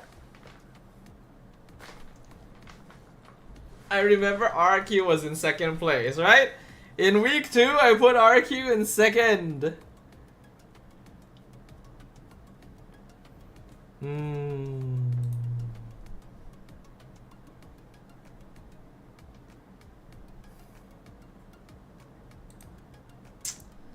I want to put Vamos high as well. The problem is they lost to IG and Ray and BTR last week.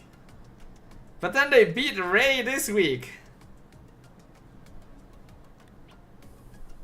What the fudge, dude? Oh, I can't fucking do this. Just turn off your IG after you post this. I don't even know, man. I don't even know. Oh my. I can't. I don't even know how to play Vamos.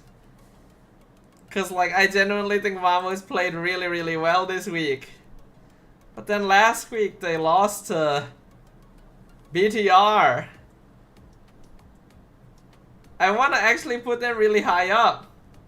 Like literally top 3 material. Just based off of the way they played this week. Dodo, see only this week's results. Easy, this week's results don't have enough info. But I do think that Vamos played really well this week. Like fudge, dude.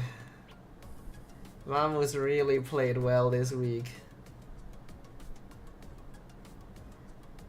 I'm gonna be honest with y'all. There's a part of me that wants to put Vamos in front of SRG. Like genuinely. Not even kidding. I kind of want to put Vamos in front of SRG. AKA Vamos number 1.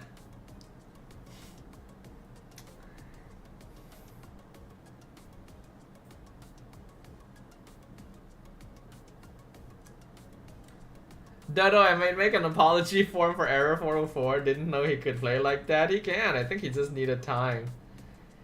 Do it. Put Vamos number 1.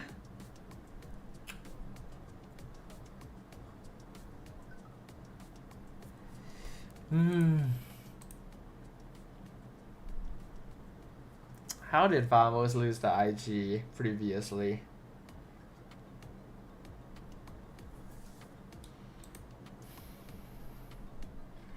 Is it fair to say that IG has the best early game? Melissa. When did they play Melissa? Ah, right here. I mean, I did actually see the concept of it. I actually understood why they picked Melissa this game.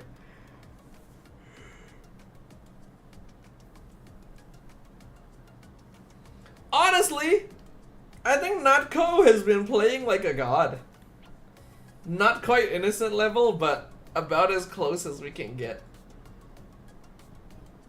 I think Vamos top 2, Ray or IG top 1. You're saying to put SRG number 3, Harsha? A smart Faramis can beat a Melissa, yeah, and then they got countered by Faramis for their clue. Yeah, so that probably led to the defeat there as well. In this particular game, I think Mel QT also locked in.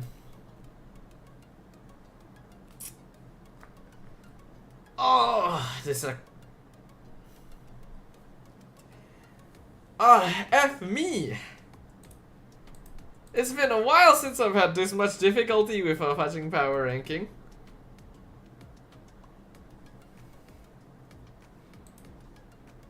Was this also Sapat's debut? I think so.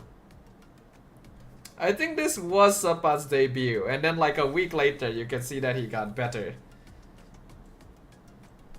So it could be another uni situation where like the first match didn't go the best.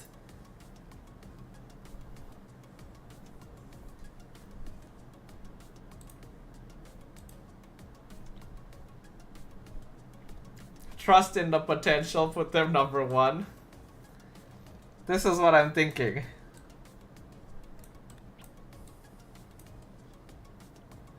I'm genuinely considering this.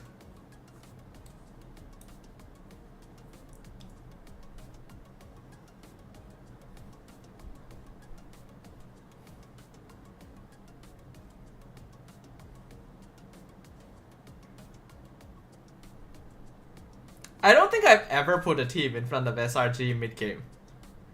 I think I've only ever put teams in front of SRG early game, ever since they started doing this shit.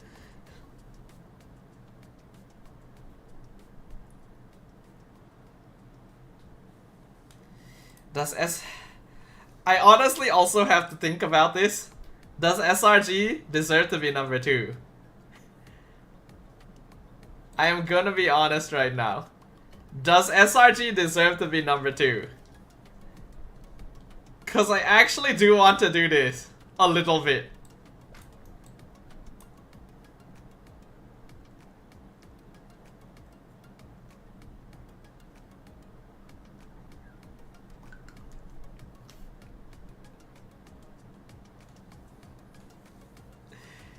Didn't Vamos get swept by BTR? That's the problem! Fudging inconsistency like shit!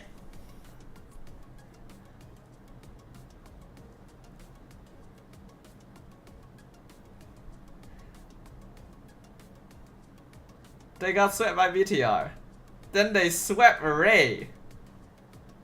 We can discount the sweep on RRQ. BTR took a game off of SRG. And they did win against RRQ. You could argue that means that BTR is stronger than I'm rating them for. Maybe.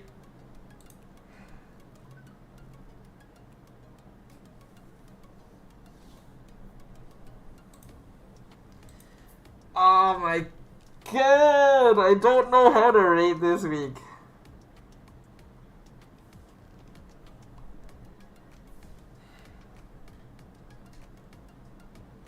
I prefer IG or Ray over SRG. Look at their games against BTRM. SRG is not number 2. Yeah. I have to kind of agree that SRG doesn't look as good.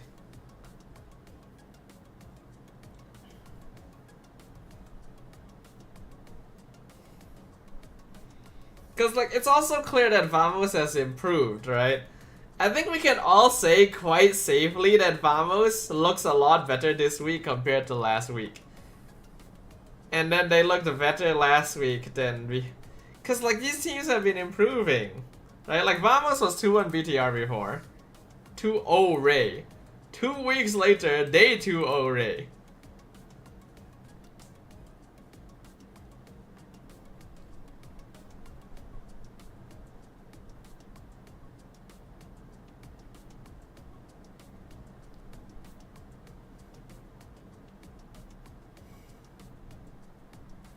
If you ask me straight, which team I feel like genuinely played the best this week, I would actually say Vamos. Personally. But I think it has become kind of impossible for me to objectively rate how these teams are doing. I really wish I had one more match of Ray. Like technically I had 3 matches of Ray these 2 weeks. They beat Flash and AC and then lost to Vamos. And there's a pretty big gap between Vamos, Flash, and AC, right? Not to mention that it felt like Ray played worse this week than they did in week 5. That's the difficult thing. A lot of these teams are playing very differently between week 5 and week 6. Right? I think we can't deny that. We cannot deny that a lot of these teams have played very differently between week 5 and week 6. SRG is obvious because, you know, week 5 had cram, week 6 did not have cram. But everyone else too. Like Vamos clearly has improved since week 5. I think IG is probably the only team that still feels kind of consistent from before. Team Ray only played one game this week and it was a 2-0 loss, so I don't have enough information about them. BTR beat RQ, took a game off of SRG. They even beat Vamos, but that was last week. Logically, they should be higher, but that relies on me having more information about Ray. And I don't have that information.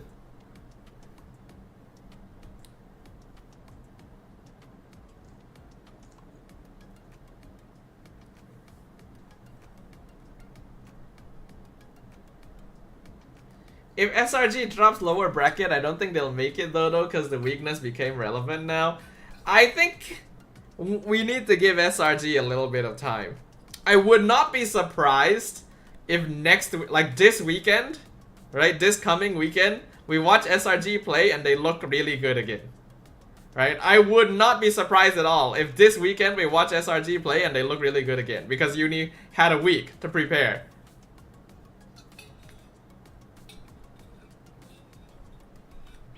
It's too early to write SRG off.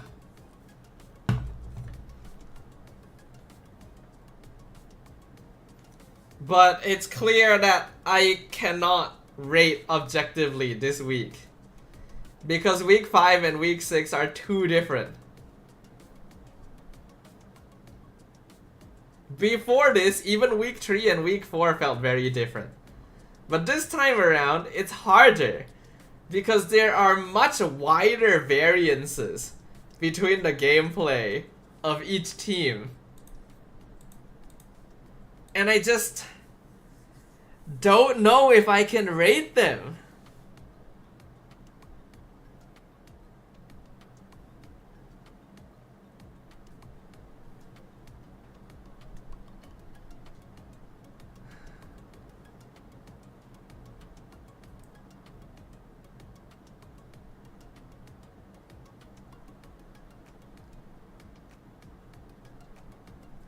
You guys are also very correct in that if I post this tier list now, I'm gonna get bashed by literally everyone in the world. The SRG fans are gonna bash me, the RQ fans are gonna bash me. The Vamos fans will be happy with me at least. Fox says SRG might not make it to EWC, and IG is top dog now. They think that IG is number 1.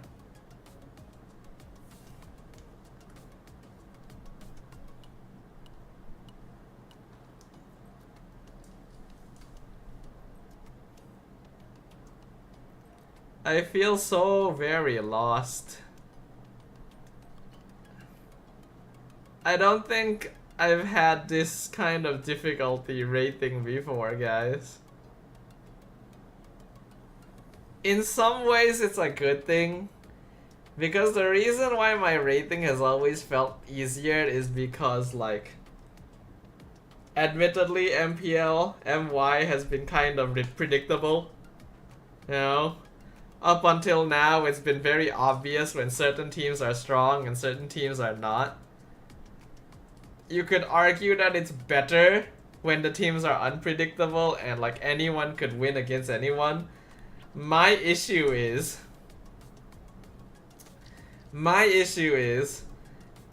that's not happening because all the teams are strong.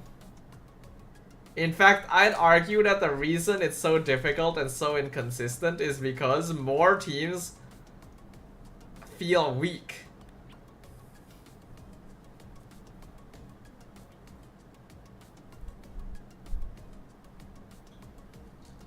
I'm doubting the Vamos as best overall. Who would you say is best overall, Jero? I think this is genuinely one of the most, like,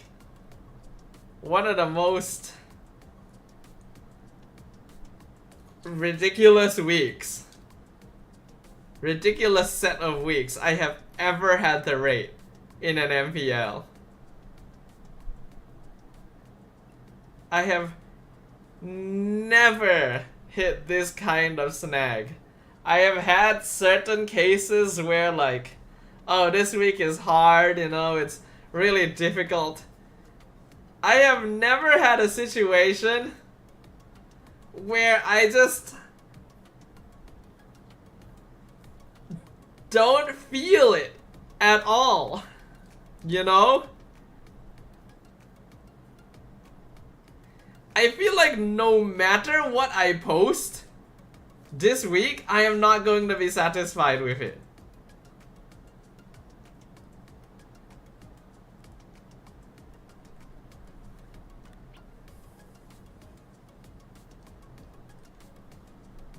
Just make RRQ better than Flash.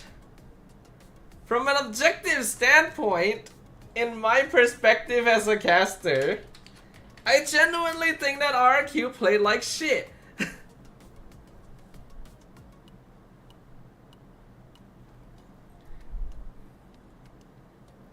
I think you should make a week 7 just to correct it next week.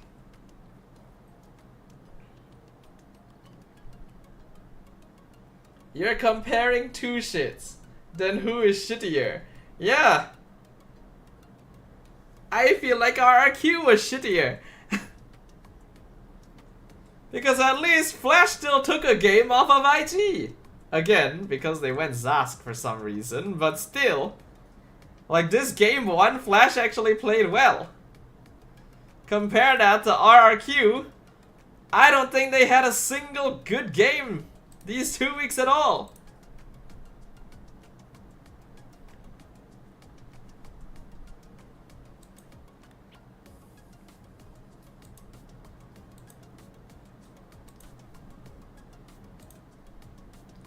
Okay, that might be true, right? Can you name me one good thing that RQ did these 2 weeks? I can't remember anything.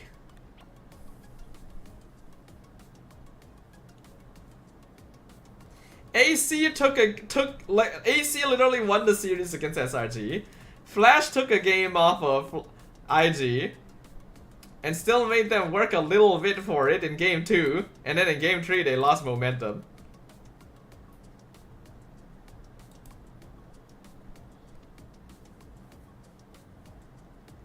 They haven't had any good games for more than 2 weeks. Yeah. Right? I think we can all agree on that.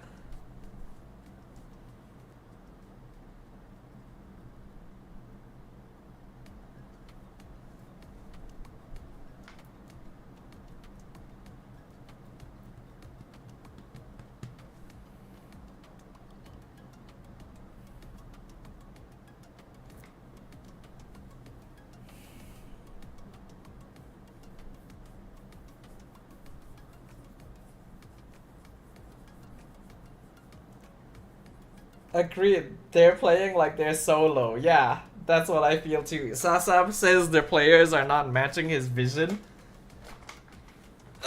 Personally, to me, I think Sasa also has some issues with his coaching. Sometimes you gotta be able to shift that vision. What do you think about RQ draft-wise? I think they're good draft-wise. Let's see, RQ. I do think, well, the Atlas. And then deciding to go Kimmy Claude here. With barely any Guinevere setup. And then the Valentina. It's okay. Their drafting is okay. Nothing too special. Funny thing is, SRG was struggling so hard against BTRM, right? Cause like, logically, I just can't bring myself to drop SRG that far.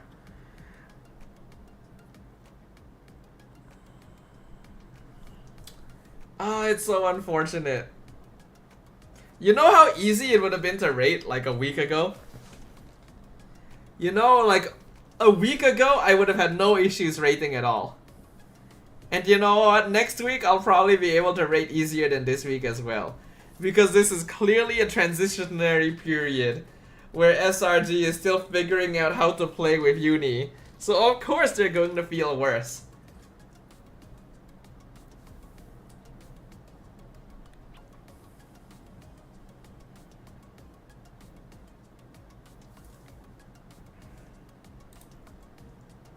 But I am rating it for this week.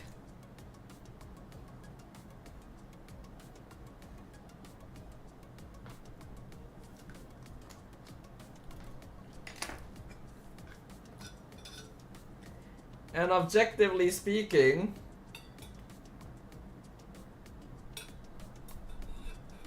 SRG did have trouble against AC and BTR, both of which are teams I've placed near the bottom. SRG versus Vamos next week will be interesting. It will be. If I did my rating at week 7, I really think I would be able to rate a lot more easily.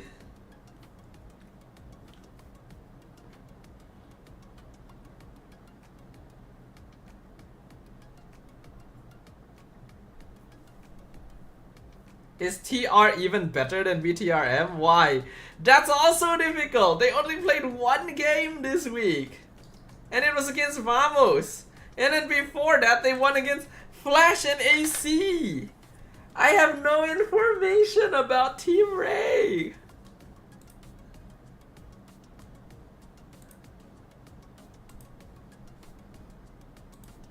I don't know how good they are right now.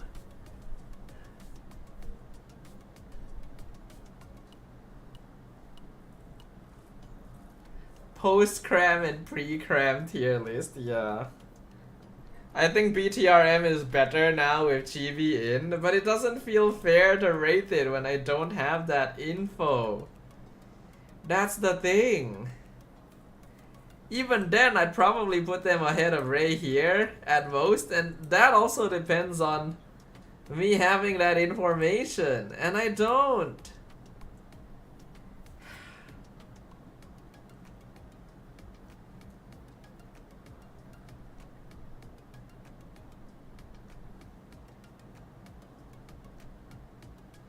I'm starting to not want to post a power ranking this week.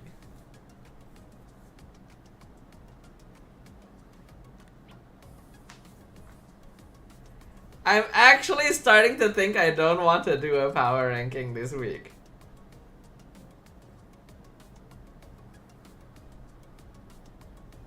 This is genuinely the most ridiculous week of MPL I have ever seen.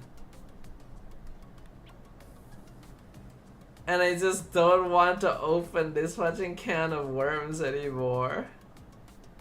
Because I think no matter what I rate, it's going to be wrong once next week starts. I can 100% tell you, if I post what you see on the screen right now, it's going to be wrong once this weekend happens. Why? I think SRG has a very good chance of getting better this week. I wouldn't be surprised if Vamos or IG does some shitty stuff and throws. I wouldn't be surprised if BTRM goes up in ranking. Again, no info on Ray, so I have no idea. Oh, these bottom 3 teams are just competing to be who is shittier. Unfortunately, AC won against SRG!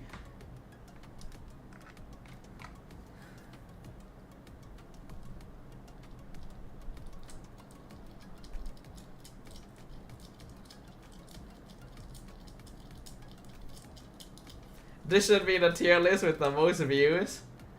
Some parts will still be correct. Flash and RQ are going to stay there. Put a huge disclaimer in the caption.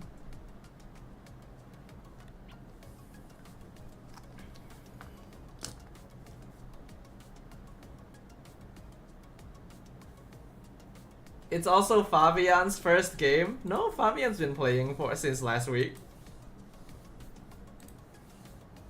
Right? I think. Wait, when did Fabian start? Yeah, week 5, right? Fabian also started in week 5. Same week as Supa. So he also wasn't very good in his first week and then got a little better.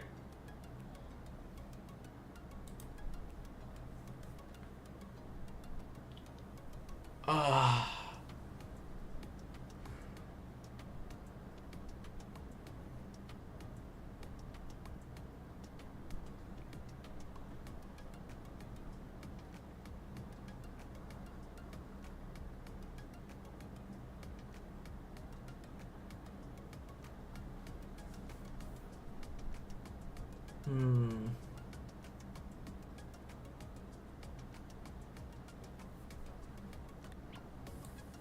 Should I move BTR a little higher? I could actually do this. This is possible.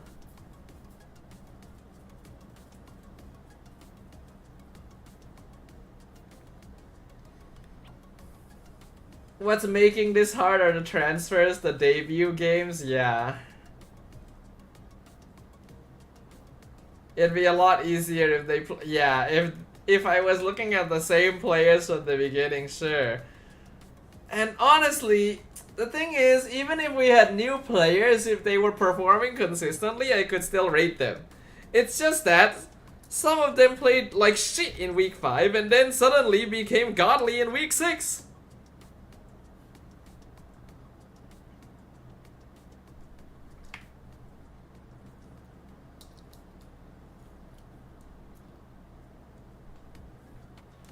This is purely my personal opinion, should be captioned.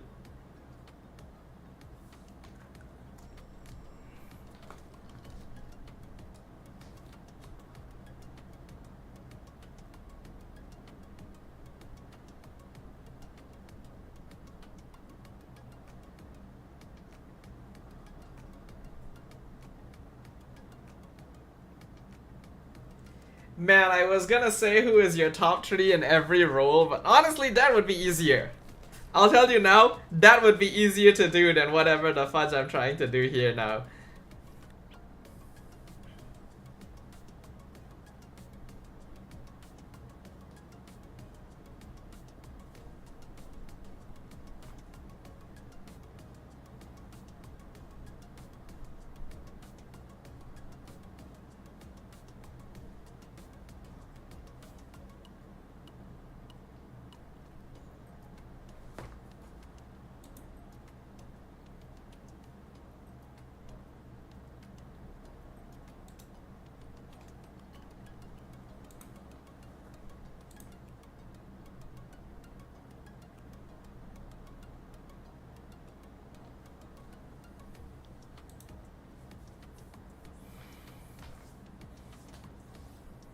I think thinking about this power ranking is stressing me out. You don't say!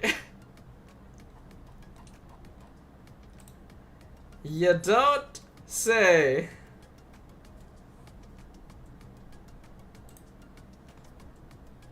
I am having genuinely so much difficulty with this. Alright.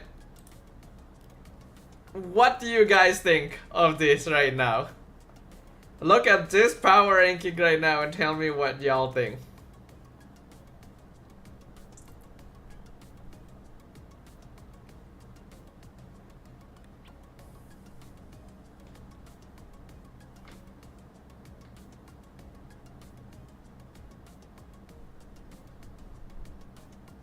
What I think, we're cooked if we post this. You say we, but it would be me.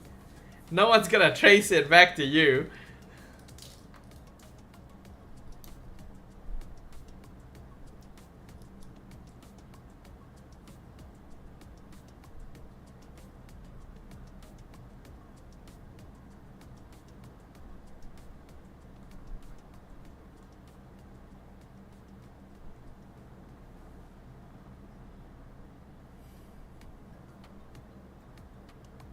Cause yeah, you're right. I'm gonna get fudging blasted. I'm gonna fucking get blasted with this one, man. Both SRG and RRQ are gonna come at me. At least the Vamos fans can defend me.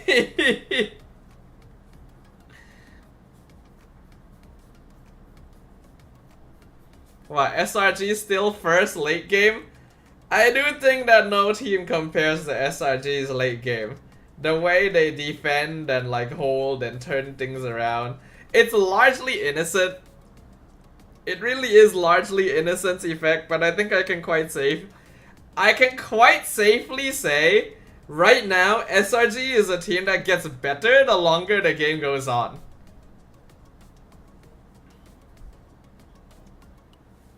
I think we can agree with that, right? Right now, SRG is a team that gets better the later the game gets. You know? Like, the more time they're given to adjust and scale to the enemy team, the stronger they become. And that's something that no other team can do. So, I can still put them first late game.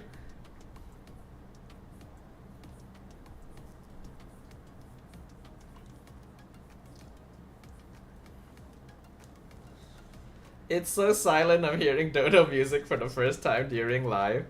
I mean, you would hear it during the stream start and end screens. The 10 IG fans will defend you too. Honestly, IG has a good number of fans.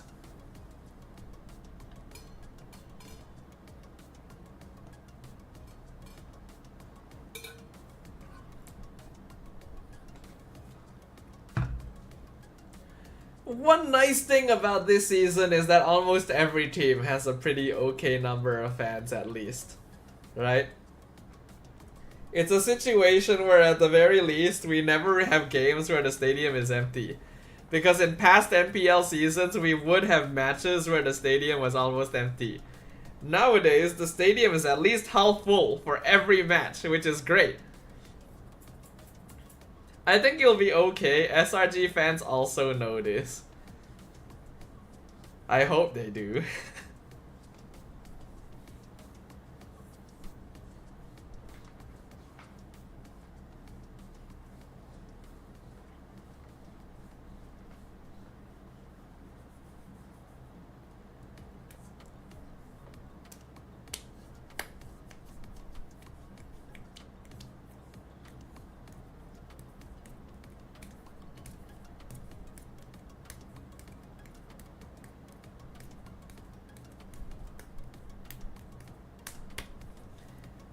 Yeah, some fans are pretty immature, unfortunately. I mean, the whole hullabaloo about Cram and Year 3 right now is because the fans have become rabid, dude. Like, I think we can all accept that as well, right? We have some pretty crazy fans nowadays that don't really know how to interact properly with people.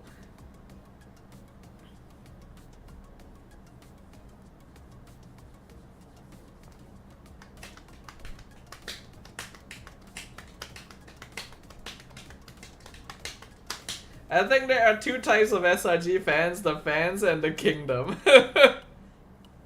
I mean, for a very long time we were wondering if SRG fans were starting to become the kingdom.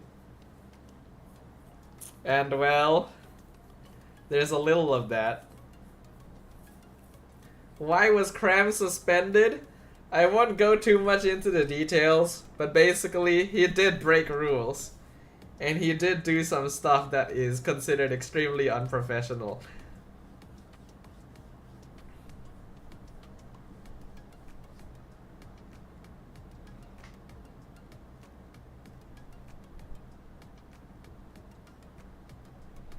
Toxic social media? Yeah, but... Alright, objectively speaking though, like really objectively speaking,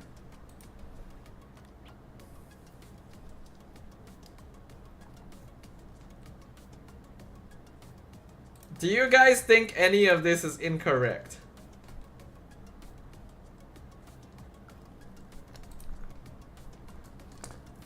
Does anyone still wanna like argue with me in regards to Vamos and IG? Cause it is true that IG beat Vamos last week. But it did go to all 3 games. And I think we can all agree that Vamos looks better now than last week as well. Is it in the rule for the 7-match ban? I am not sure about that one, actually. I don't know it that specifically. I wouldn't know like, oh, doing this or that gets you how many matches banned. That does come down a little bit to this discretion of MPL themselves.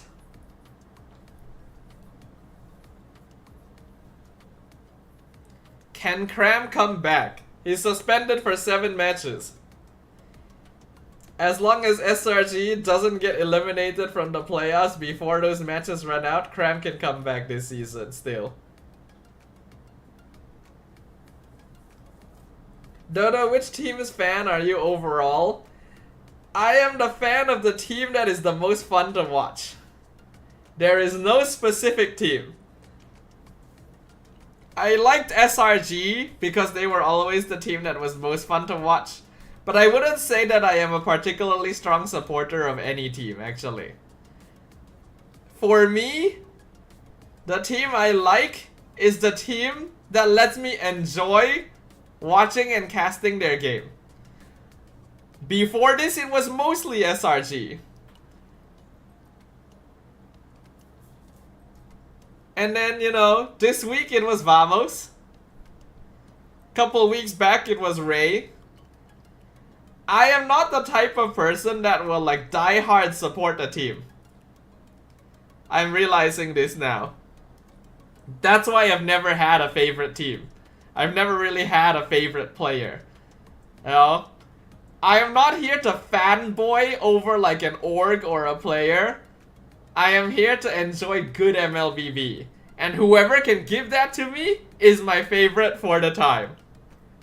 I still think Innocent is the best player in MPL MY, by the way. They're fun to watch based on how exactly. Great levels of micro and macro. Just gameplay that doesn't make me fudging hold my face in my hands is already a good start. Because we have way too much of that. Sounds like it's based on how good they play. Yeah, whoever looks good, support. For me, I don't really care too much which team wins. Again, I don't support a team the way that most people do. If SRG didn't make grand finals this season, I wouldn't care too much. As long as the teams that did make it look good enough to represent us. You know what I mean? For me, my goal is the rise of MY as a region entirely. Whoever is able to do that has my support. If every team in the league looks good, I will support every team. That's just how it is. I do not die hard support teams. I do not buy merch of teams. I do not fanboy over players. I could get like, I don't know, Innocent in one of these card packs and I wouldn't care that much because that's not me. Right? I like anime waifus. That's what I spend my money on. When it comes to MPL, I'm here for a good time. I really enjoy casting matches that are fun to watch, that genuinely have good gameplay, you know, and are worth casting. The teams that can offer that consistently will go higher in my book. But I will never get to the point where I'm like, oh, I will die for this team, you know? Like, obviously I root very hard for SRG when they're at internationals, but that's because they're, you know, representing Malaysia as a whole. You know, I've been a fan of SRG in general because they've been the team that has performed the best. And I know a lot of people are going to listen to this and be like, oh, there's a word for this. Like I just follow the trend, you know? I only support a team because they're doing well, not because I love the team. There's a word for this. I think you guys get what I mean, right? There's a lot of people that complain about that. Trend hopper? Not really. Bandwagon? Yes. Like, yeah, correct. A lot of people will hear this and they'll be like, oh, you're just hopping on the bandwagon, you know? You're not a true fan. And to that I say, yeah, you're correct. I'm not a true fan. I don't care. I'm just here for some good MLBB. I like the game. And I like the teams that give me good gameplay. And that usually means the teams that are performing well. You know, I think that's fair to say, right? I don't have a favorite team. I like good gameplay.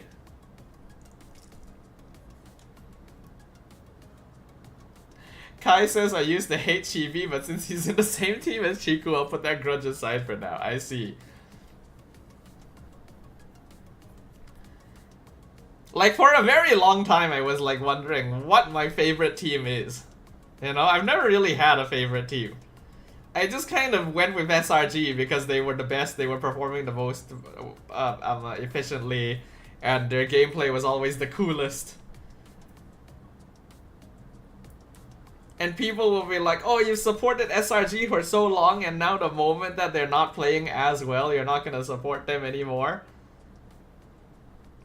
My answer to that would be, I never really supported them. I just enjoyed watching them. They were my favorite because they were fun to watch. So if they're no longer fun to watch, then they're not my favorite anymore. Simple as that, right? I think that's fine, right? I think that makes sense, right? Yeah, you supported Alter Ego too. Yeah, I liked Alter Ego at M-Series because they were fun to watch. Oh? And I hope that they would win once they defeated SRG, because at least the team that's more fun to watch wins. But they didn't, so I was sad about that. But it's not the end of the world for me, you know? Jero says, I am both bandwagon and a Geek Fam fan. Okay, you know what? Fudge it. This is my tier list. Watch me get fudging whacked. I think what I need to do... What I probably need to do is... I need to send this tier list to the MPL MY like caster group and ask them what they think of it as well. I should get their input about this, cause I don't think I have ever had such a controversial ranking ever. Maybe the mods will reject it. Nah, if the mods reject it, then we have a problem. If the mods reject it, then I actually do have to reach out to Moonton and say that there might be some bias happening in the official group.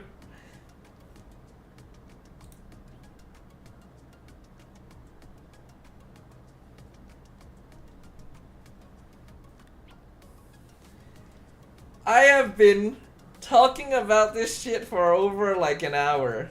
Nearly 2 hours. It's normally not supposed to take this long. Dude, I can't believe this is what this looks like.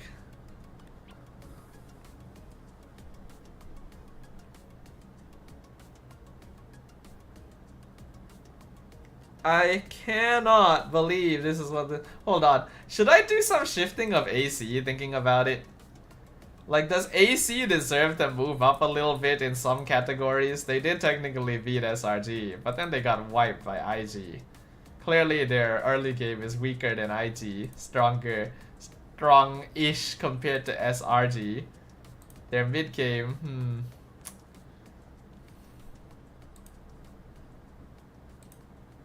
because they did technically beat SRG in the late game.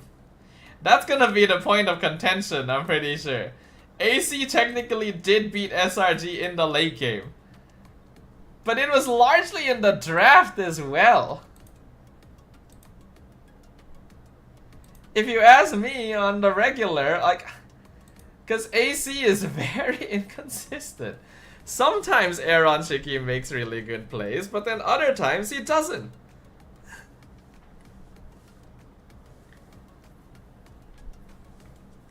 Dude, you're gonna get attacked by "they got beat by a saber" comments. Hold on, who lost the saber again? AC, right. I mean, that was just a straight up hard counter. And you put them better than RQ? Yeah. I will defend that. I honestly don't think "they got beat by a saber" is a good argument. Because look at this game. Can you tell me this is not a good game for Saber? This is a great game for Saber. What are you talking about? Harley is an easy one-shot. Claude is an easy one-shot. Dirov can burst, but you have more than enough front line to take care of that. Kalea is usually not going to be grabbing you, and even if she does, your job is already done as long as you kill Harley or Claude first, and then Harif can go to town. This is a good draft. I think if people say like, oh, they got beat by a saber as an argument, they're stupid. This is a good draft. Just because it's a pub hero doesn't mean it's not the right answer in certain situations.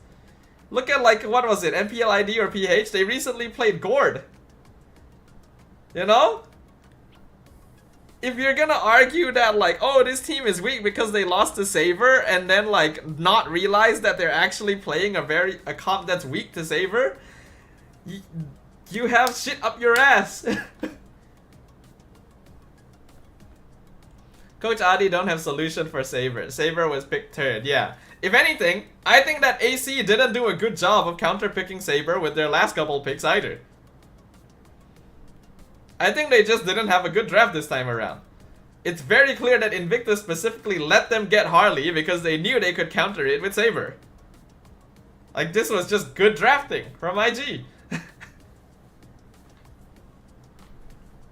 I'm pretending I'm an RQ fan. Yes, I know. I get you. Okay, just a quick question to you guys before we move off of this.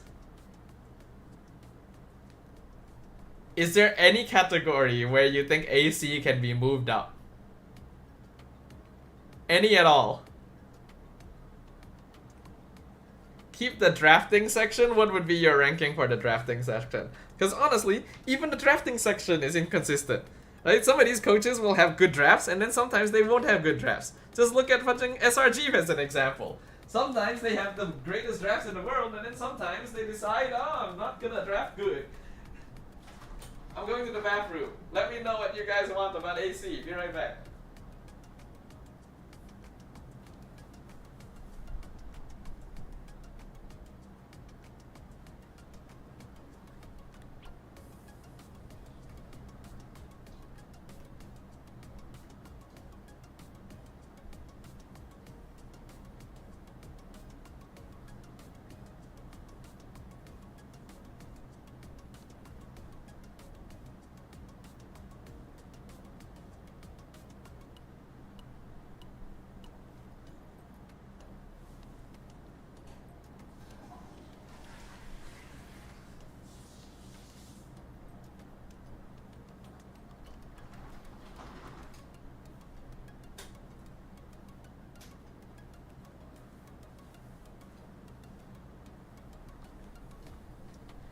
Dodo be talking on the way to the bathroom. Yeah.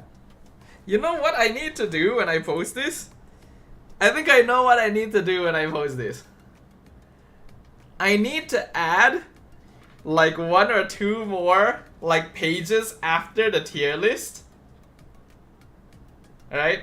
I want to add 1 to 2. I need to add 1 to 2 pages after the tier list for Q&A.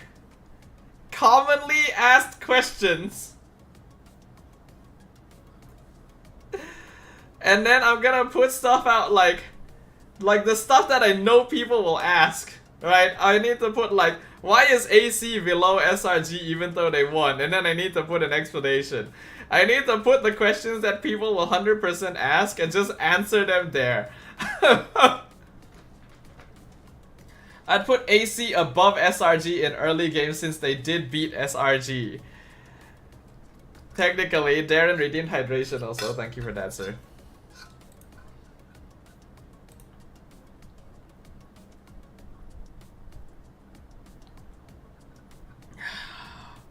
But again, that was largely because of the drafts.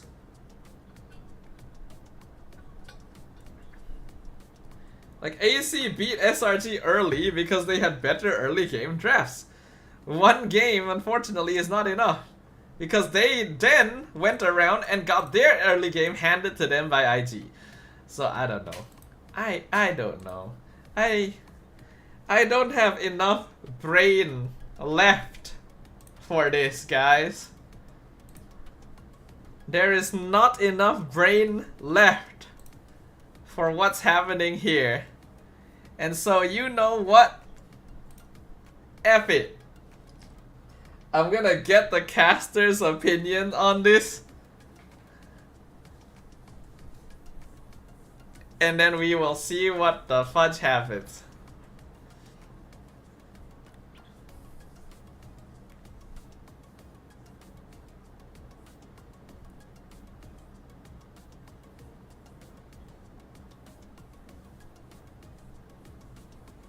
We are talking about AC over SRG, right? Let's have tunnel vision for now.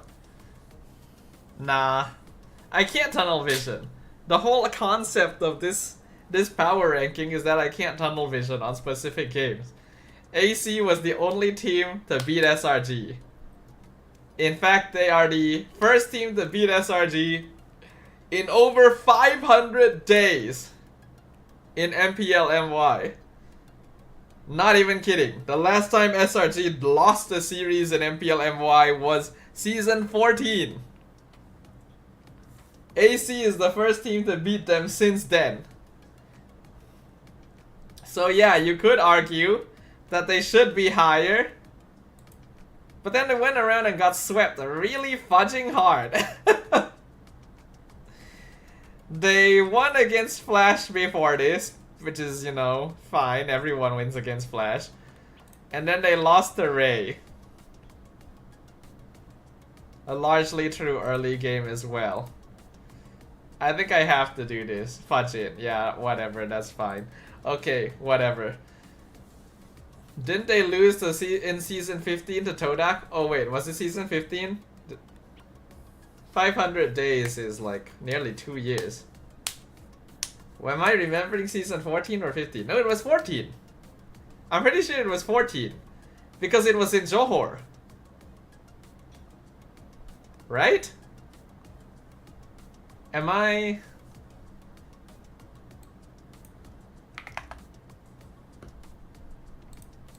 Hold on. Yes, it is. It's season 14. It is season 14. I'm correct. I remembered correctly. Or wait. Hold on. Let me just check real quick. Let me check real quick. Okay, yes, I am correct. It was in season 14. Yeah, Todak didn't even qualify in season 15.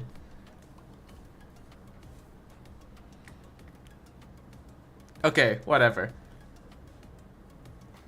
Okay, question is, what now? I was actually hoping to finish my fudging power ranking earlier so that we could play like a couple games. Now it's almost midnight already. And personally, I would rather not stream until 1 AM. Monday is supposed to be the shorter stream. Have I tried Tide Siege? No, I have not. Shall we do that? I don't even know what kind of mode it is, actually. Like, genuinely, I do not know anything about Tide Siege. I did not even know it was a thing. Shall we try it? Shall we have my first time experience of this game mode on stream? Because I legitimately don't even know what it is. I should, but I don't.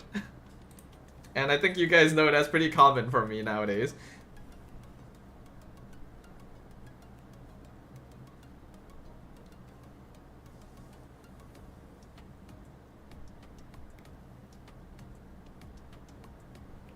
Base defense. Really? Interesting. How does that work?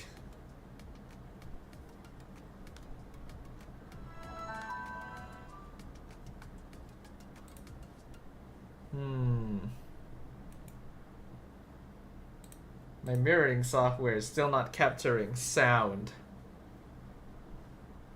Did I manage to fix this the last time? I didn't. Do I have to use cable?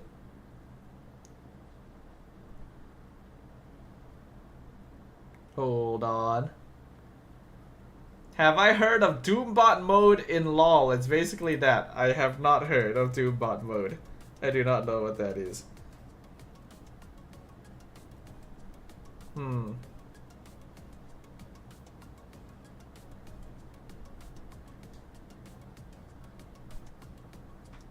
Hold on, yeah.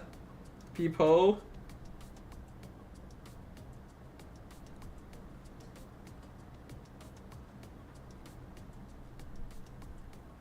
It used to be able to capture sound. Hold on, let me try playing YouTube real quick. Just play a random video one. Oh yeah, wait, it does capture sound. It's just not capturing MLBB. Why? Why is it doing that now? That's what happened last time too. It captures the rest of my phone, but not MLBB. What about other games? What if I launch like Zenless? Does it capture that?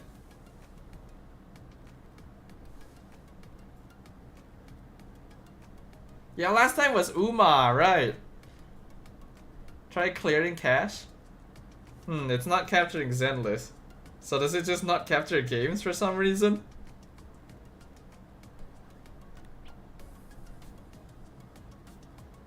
It's just not capturing games for some reason.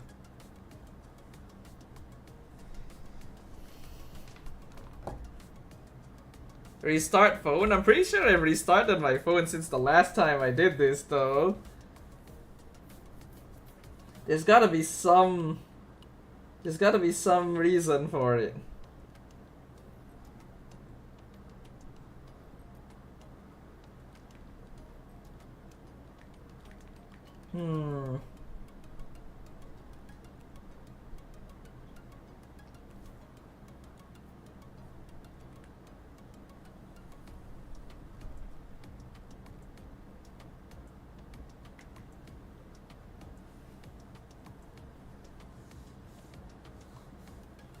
Good old restart. It's harder than rank. You guys think very, very strongly about this, huh? Fudge, let's just make it simpler for myself and connect the fudging cable. And then if it starts disconnecting midway, I will get mad.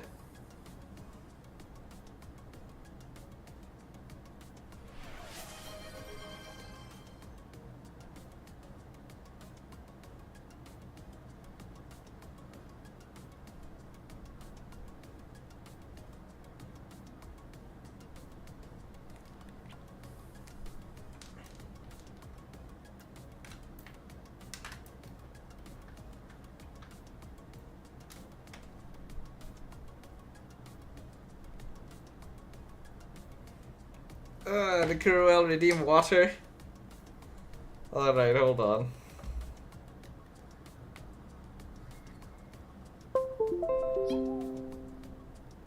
Okay. Let's see whether it cooperates.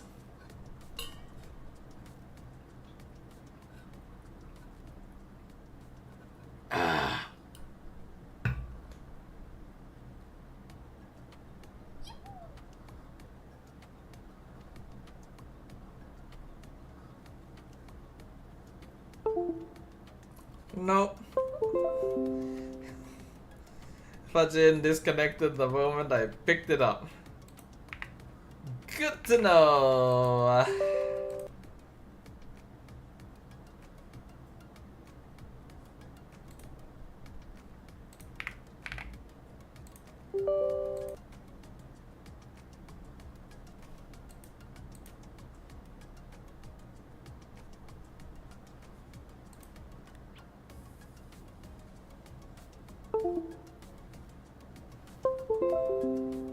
I can't put it down. Good to know. I have to hold my phone forever. Because if the cable moves even slightly, it disconnects.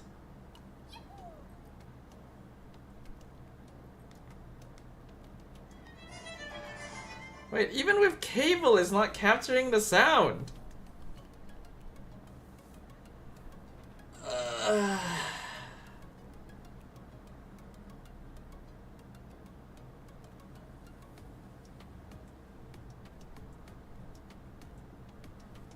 I think I tried this last time too.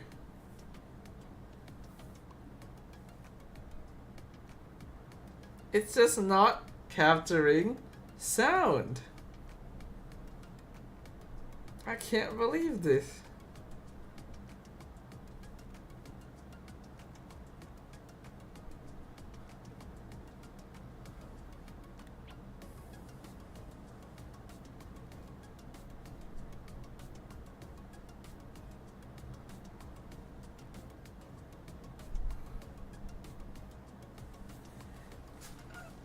It's okay, sound is not that important. It is to me.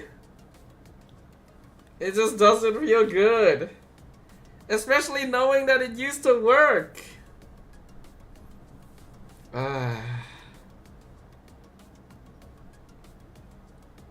You can literally capture everything else. Like, look. I can make it capture a microphone. Hold on. Wait a minute.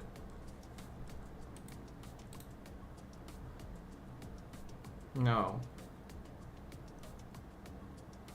Like if I go to YouTube. Hold on, let me go to YouTube again. Let me just play a random video. Travel with peace of mind with our service. Yeah, this is fine. The next holiday trip starts with trip.com. Yeah. Hello Ray, what's going on? High cortisol night is going on. I'm gonna Google it. Maybe I can Google it. Since it looks like there's at least some symptoms I can Google off of.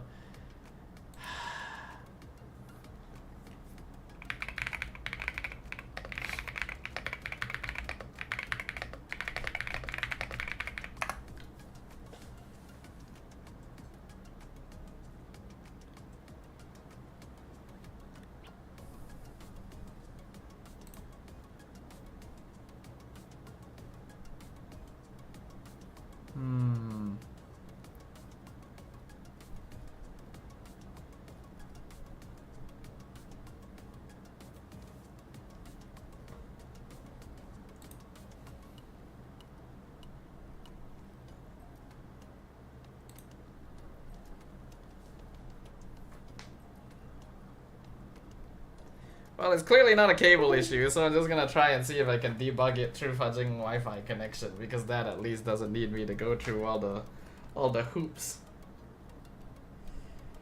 Hey, what a good night, everyone. This is why I don't stream MLBB much anymore, as well, on top of everything else.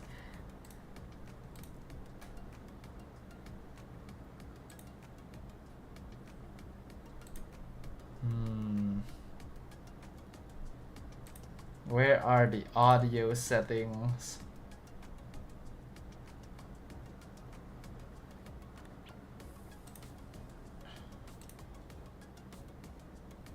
Audio input system sound.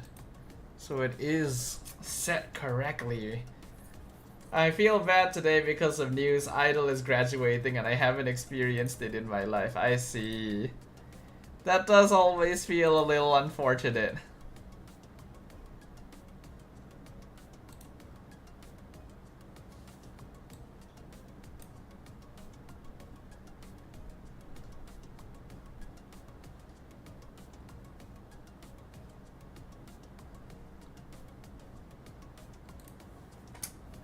I'm just so confused.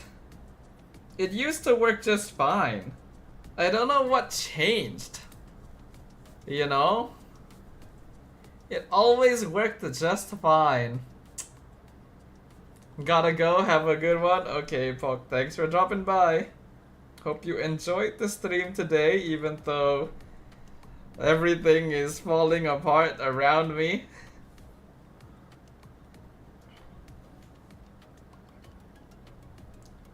Because clearly it's working, right? As you guys can see, I can capture YouTube audio. Right? Like, I can play YouTube videos. I love them dearly. It's and really it fun to see. captures. I'll explore the new features and yeah, it captures. Try it out. I'll see you there. But then, I launch a game. And it doesn't.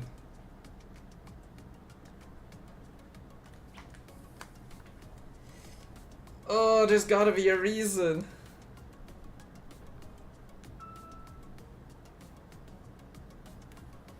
On Brighter News, Talent Academy is fun. That's good to know, sir.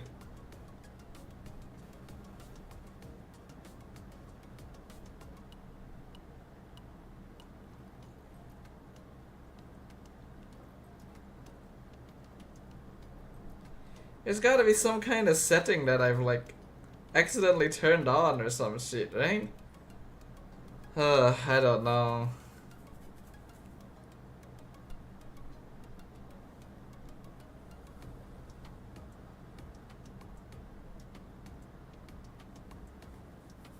Maybe the game settings? Main volume on, music on. Doesn't seem like it. And if that were the case, it would be fixed to the game, right? But it's not fixed to the game. Every game doesn't work. Like, what if okay, if YouTube works, what else can I test? Like, I go to Facebook and play something. Oh, Facebook video doesn't capture either. It only works for YouTube?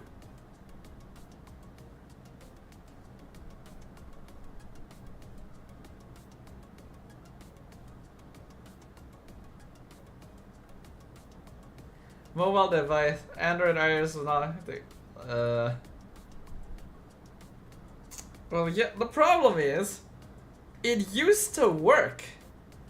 That is my issue. Like, if it never worked before, then sure, you know. But it did work. We all know it used to work.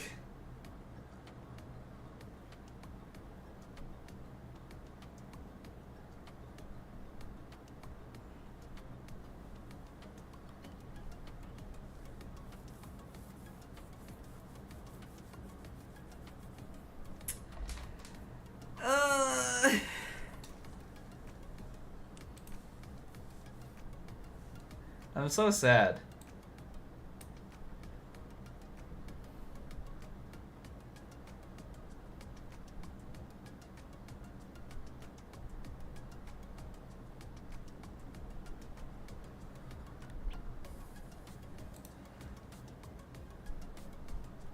The output is not transferred on screen recording. No, it shouldn't be.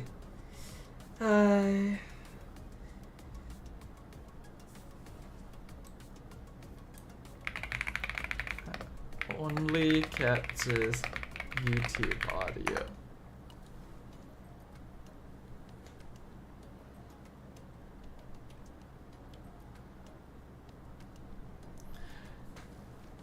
Probably headset speaker conflict. No. It shouldn't be.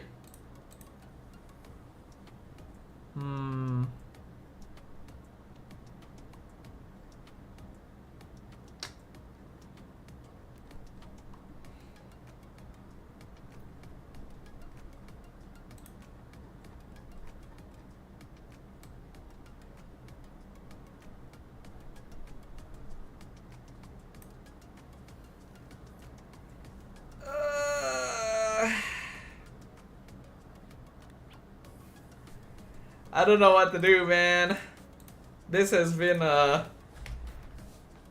what a night this has been. I legitimately don't know what to do.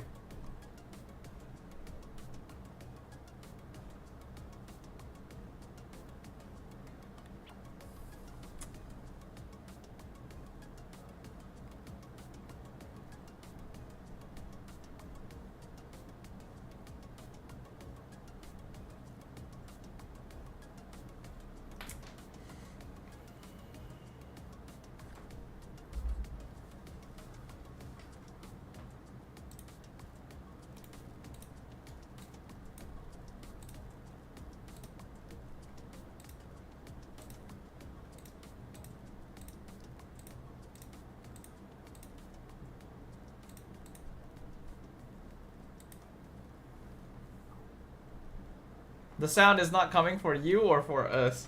Both. I don't hear it either. Like, it used to be able to hear. I used to be able to hear it. And because I could hear it, you guys could hear it.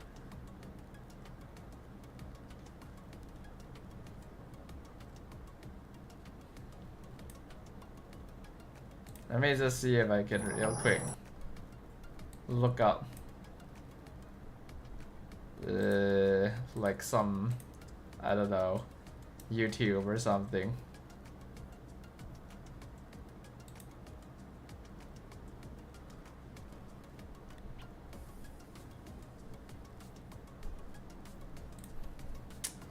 Yeah, I don't know. Fudge it lah. Let's just not think too much about it. Why is it? Has it always been like that? Hold on, wait. It did not used to be this low, right?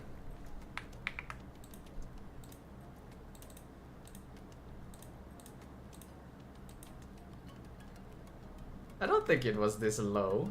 I don't think I ever adjusted that. But I also don't think it was this high.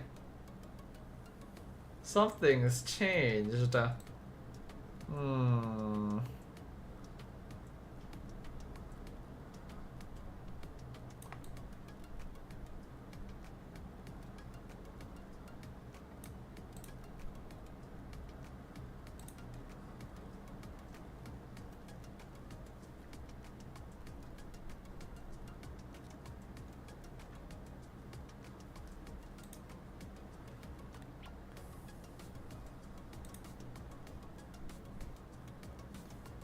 There wasn't a gap in the top, no. I suddenly don't remember what it used to look like. What the fudge? There was, yeah, you're right. There was a gap. Did the chat always overlap over the game? What the fudge, man?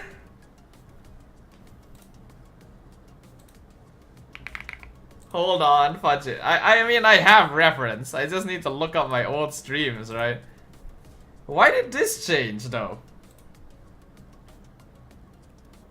Hold on, I'm just opening my old stream in the background so that I can see. No, it didn't. It didn't have the gap in the top.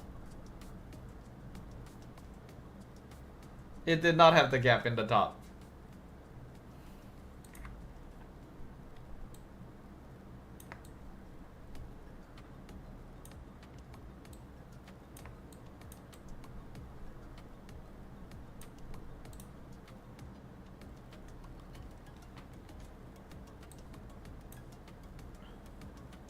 Was it this big? I can't believe this, dude. I can't believe the shit that is happening to me tonight. Whatever. Let's try this Tide Siege thing. Only 3 players, huh?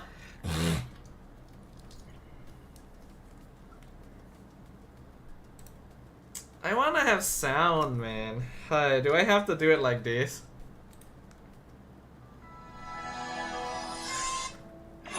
How well can you guys hear the game sound if I just play it out of my phone? Just let me know what you guys think. Because right now, basically, you're hearing it from my microphone. I'm just playing it out of my phone speakers. What is recommended, by the way? Benedetta's available. I'll try Benedetta. Fudge it.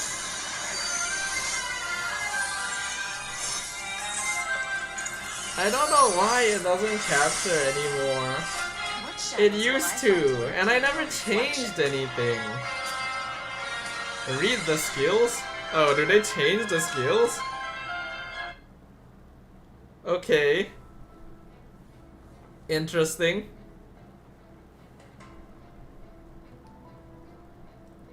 Let's see what kind of game mode MLBV has made.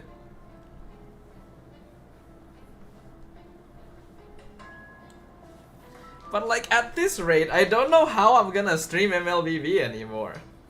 Cause like if it was capturing through cable, then alright, sure, whatever. But it doesn't even capture through cable. So what am I supposed to do?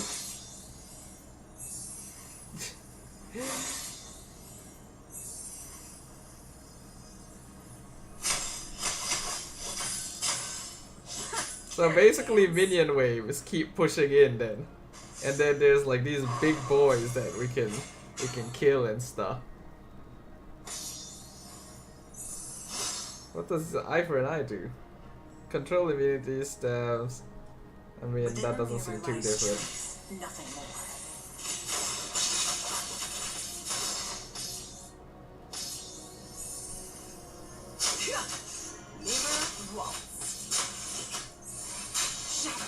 Oh, I can push minions together with it. Oh, what are these? Increase adaptive attack. Aha.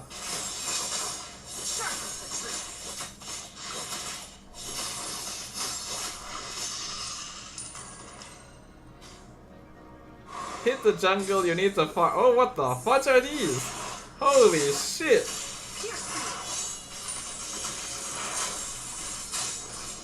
Holy shit. What the fudge? They're tanky. Oh my lord.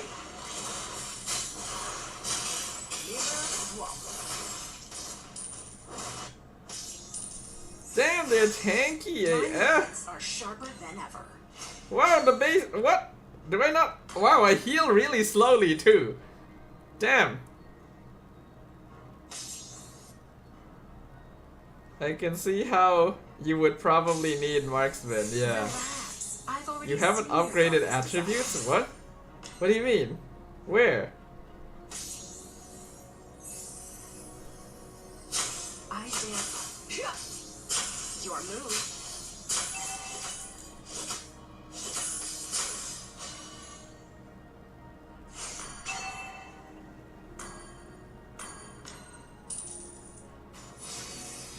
Sharp as the truth. There's attributes you can upgrade outside the game. What the fuck?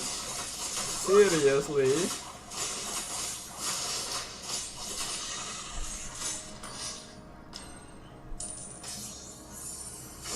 Your move.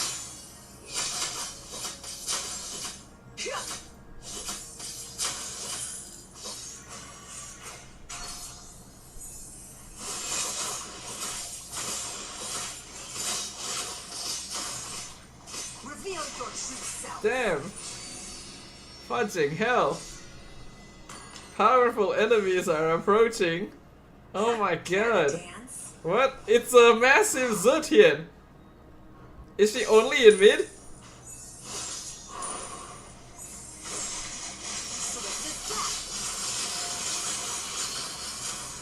Swift and deadly. Oh my god, I'm dead. Your shadow. Okay, I insta respawn. Oh, okay.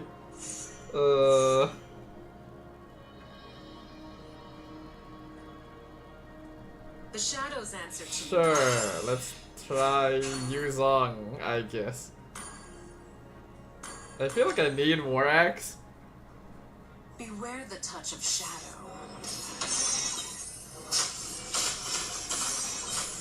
Wow, okay, that's interesting.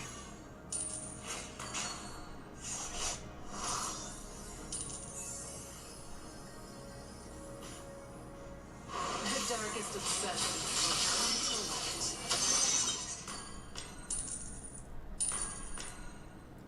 to light. I see. Okay. So we're in wave 8 now.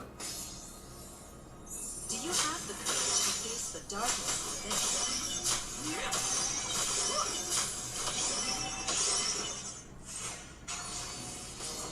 I feel like Carrie is gonna have some difficulty as the game goes on, right? I guess she'd be very good for killing bosses though.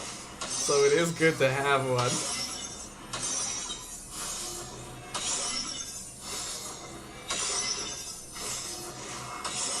The darkest obsessions will come to light. Damn. Okay, that thing has a lot of HP now. Your move.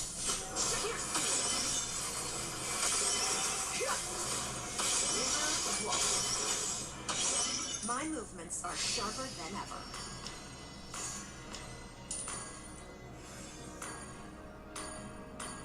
Swift and deadly.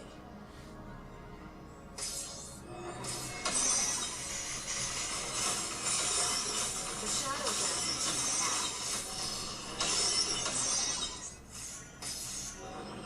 Your move. Swift as death.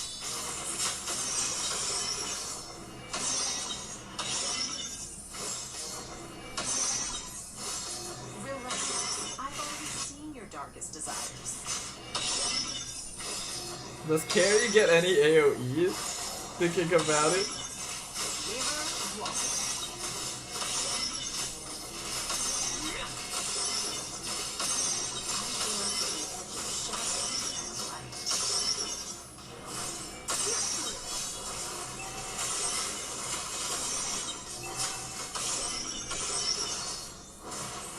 This use on skill 1 sure is helping a lot though.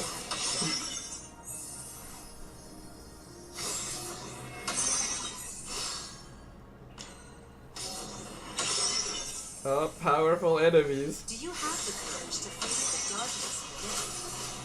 With this, no one escapes.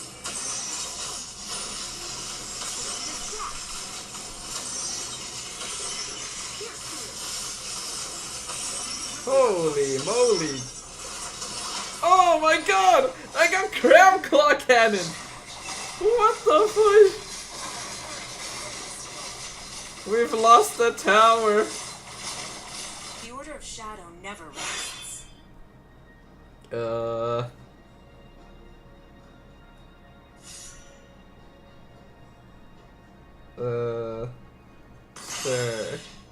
I'm I've already tiny seen your now. darkest desires. Towers don't really matter that much. I see.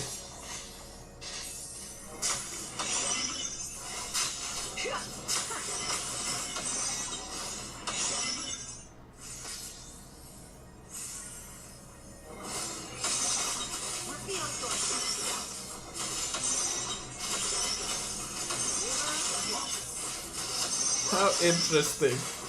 Damn, look at that attack speed though. Can we see other people's like item builds here? Cause I don't see like a scoreboard or anything like that.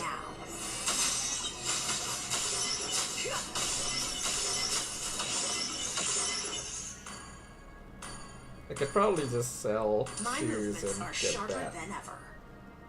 Press the one on top. Oh. Their darkest obsessions Okay, will okay. come to light.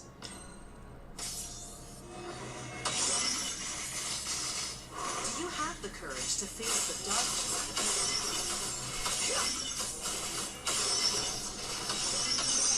Damn, look at these teeny turtles.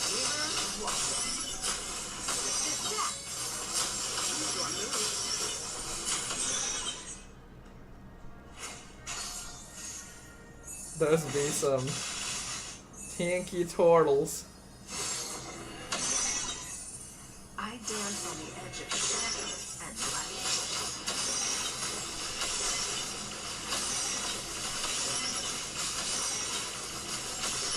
Okay. I think I have pretty good sustain now. Beware the touch of shadow.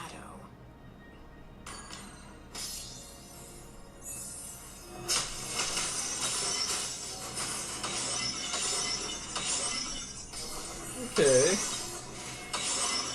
Within the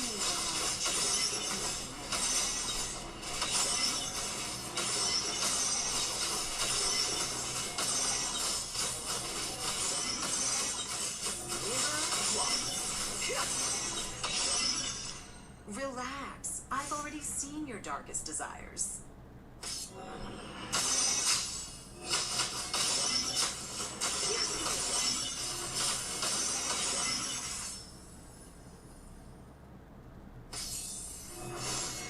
Do you have the courage to face the darkness within?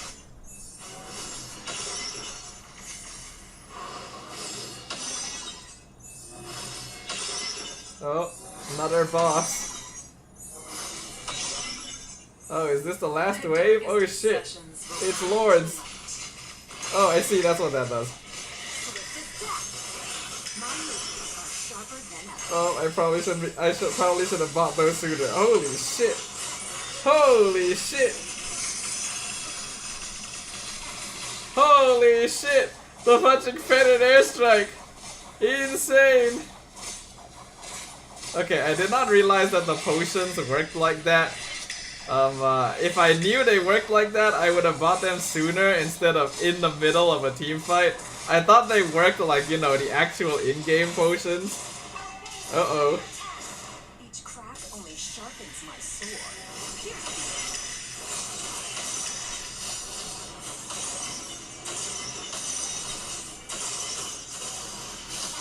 Oh, go! You get, yes, okay. Shattered. We did it. That is kind of scary. I can see what y'all mean.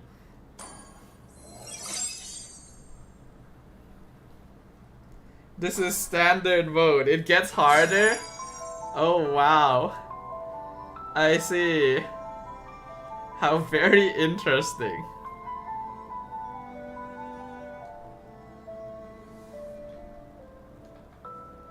Okay, okay.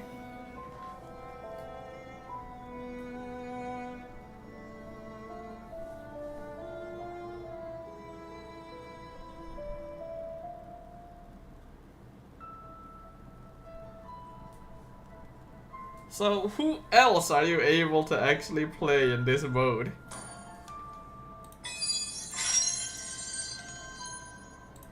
Endless mode. Damn, okay. Oh, I see, there's talents here. What the fudge? Damn. Alright, we'll try an endless mode and then I'll probably end the stream after that. Man, I need to figure out this fudging sound issue though. Because if I can't resolve it, then I don't know how I'm gonna stream MLBB anymore. So these are all the peeps we have. All this is pretty funny.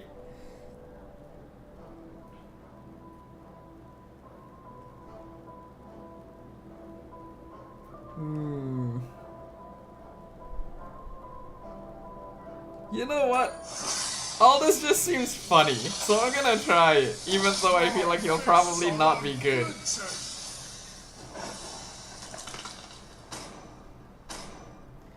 Yeah, I would imagine you would stack a lot, because like the waves have quite a few minions in them.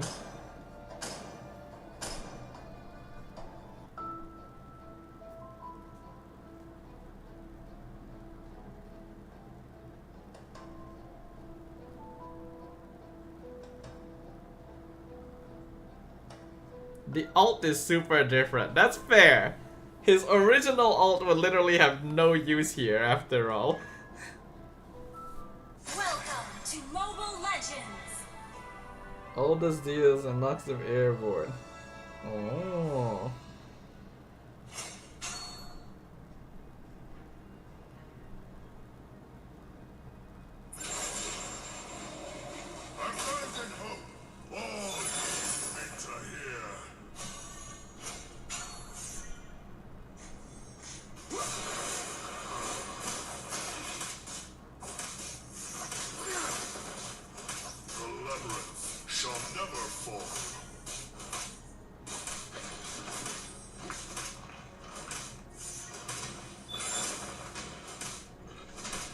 Yo, he's healing! You're looking a little lost. I went and got distracted. Hold on, wait, let me stack. It's okay. They don't do that much tower damage. Let me stack. Okay, nice. I always fulfill my contracts.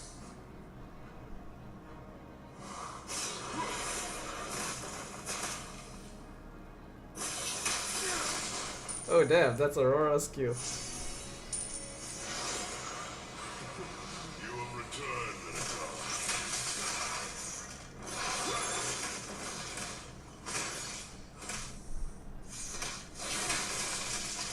No! Fine. All this continues to be quite sussy, I see. Initiate crash rate backup!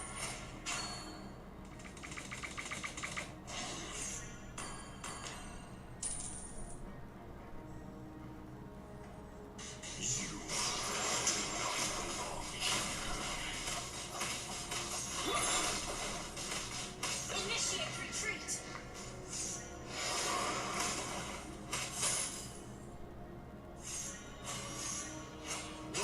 How did I miss that? Now talk with your fists.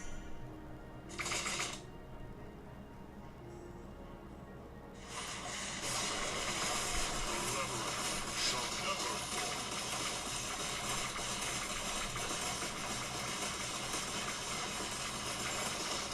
Damn, I miscalculated. Abandon hope. All you enter here.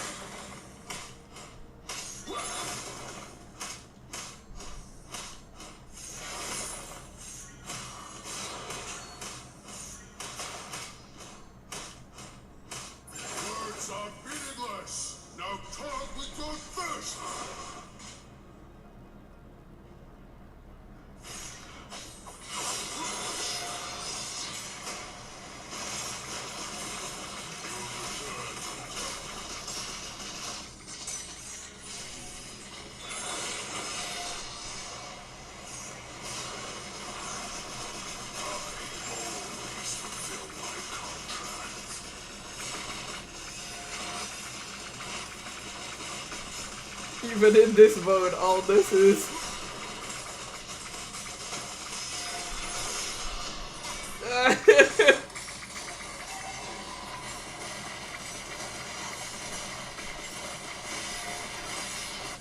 I need more stacks.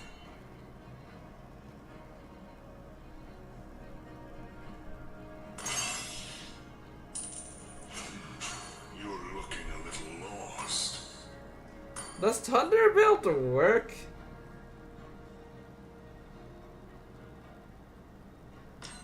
No, probably not, right? Because it only works on enemy heroes.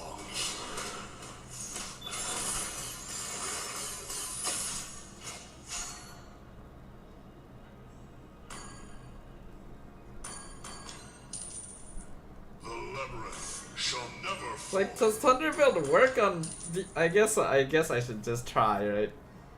No harm trying, right? If it doesn't work and I get F, then whatever, I get F.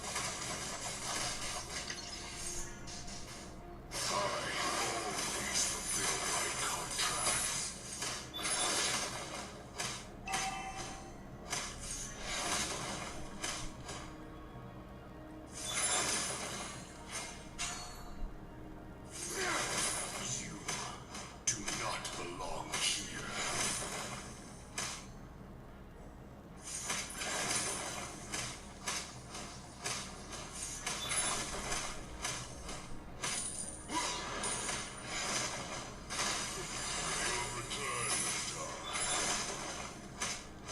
Fudge, dude, all this still feels bad, eh?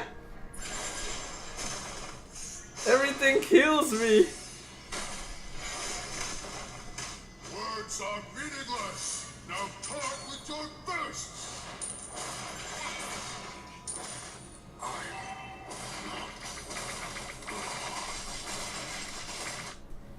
Even in a custom game mode where he's designed to be played, all this is bad. Good to know.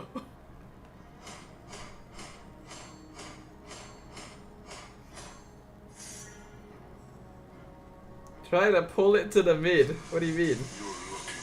What do you mean pull it to the mid?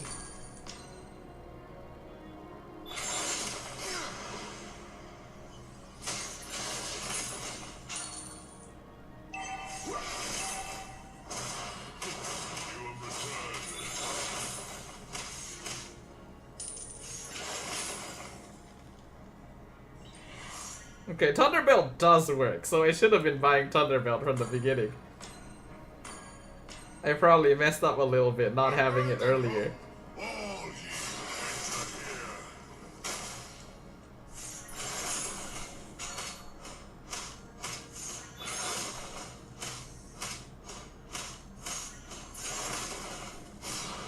You're looking a little lost.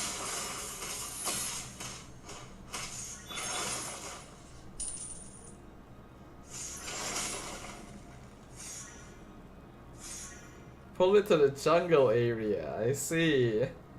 I guess that would work. Oh. Now talk with your fists. Whoa! Well, now that's just unfair.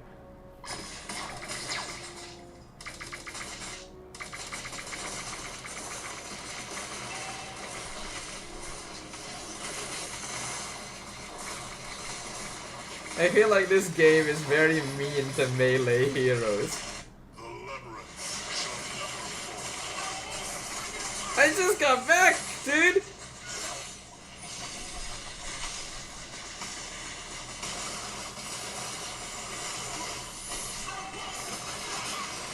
Ah, all this is bad. All this is very bad.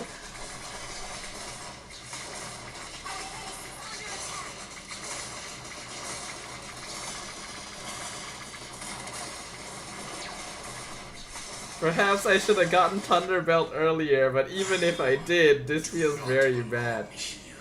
Sure, concussive is good.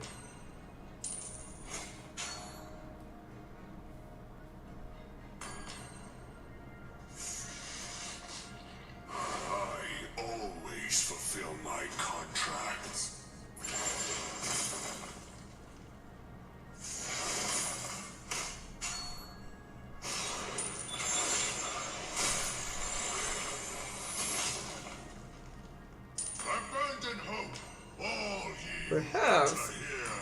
I should be considering fleeting time, maybe.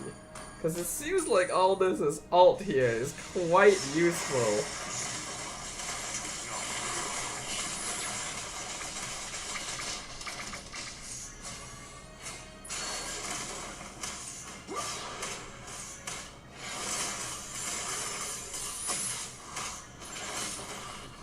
You have returned, Minotaur. Alright, Dodo, I'ma go sleep. Night night. Okay, sir. Thanks for dropping by today.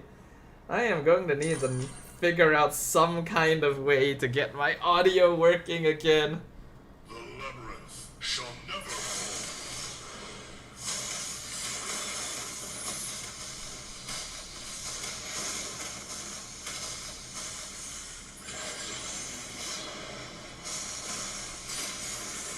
I always fulfill my contracts.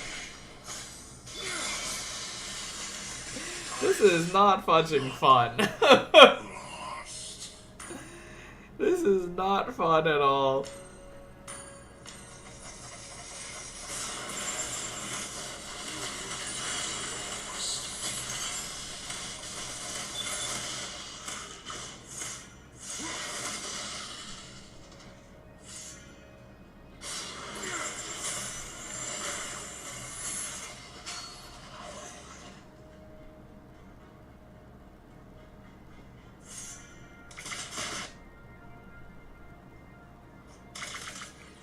Mind you, I'm not complaining about the game mode, I'm complaining about all this. Holy shit, this guy needs to be buffed.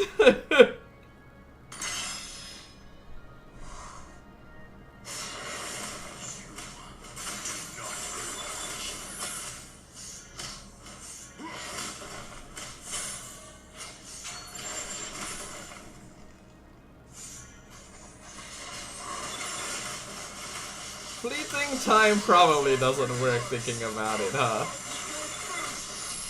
Cause like, it's not like I have any enemy heroes to kill in the first place.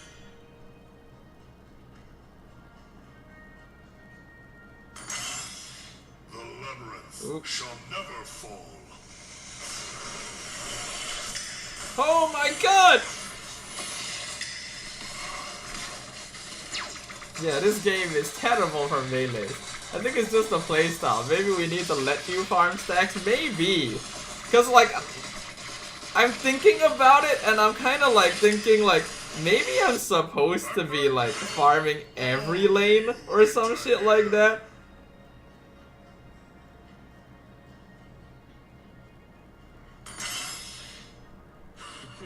You have returned, Minotaur.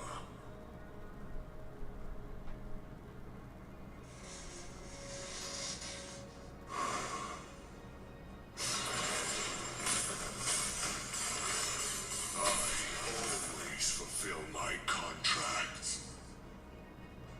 Yeah, maybe I should be selling my fleeting time for something else. Let's try an Oracle. For like cooldown reduction.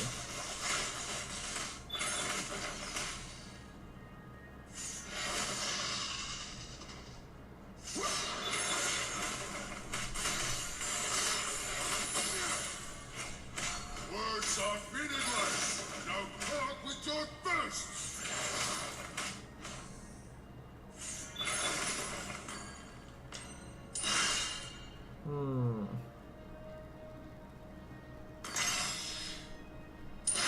The labyrinth shall never fall. Get myself some more tankiness, I guess.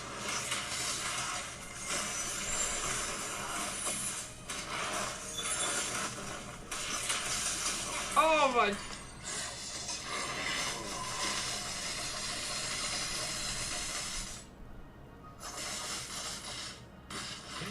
What is a melee supposed to do? Do I need more tankiness? Belong here. No, I was healing a lot, I just got blasted.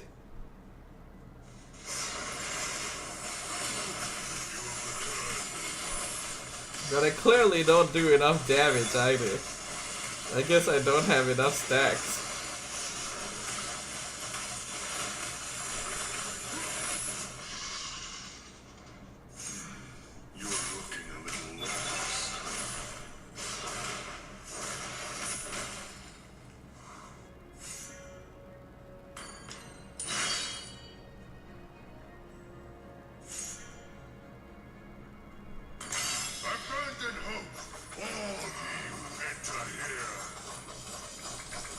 Wait for me to lower its HP, I guess.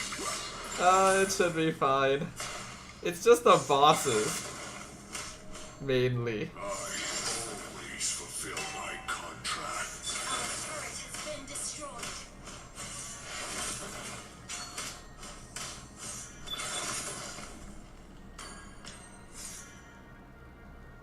Words are meaningless. Now talk with your fist.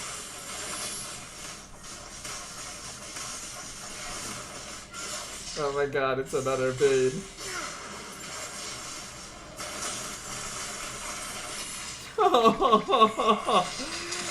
You can't. I just can't play melee. Like, this game mode is not designed for the melee heroes.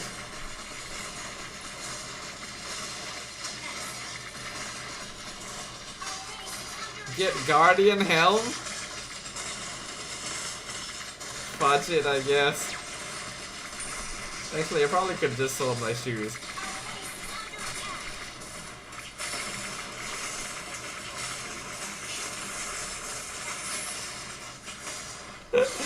What the?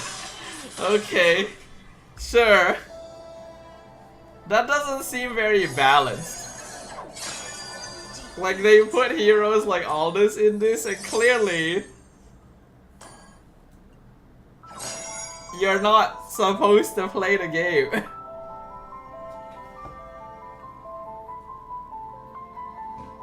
Okay, sure. Aldous but no Cecilion, right? Like, that seems kind of dumb. Cecilion is coming? They're planning to add heroes to the game mode? May 15th? Huh. They actually have plans to update this game mode. Wow, okay.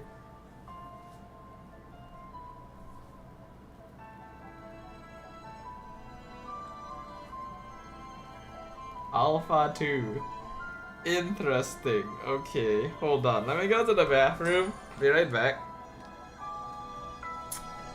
I really wish I could fucking record audio properly.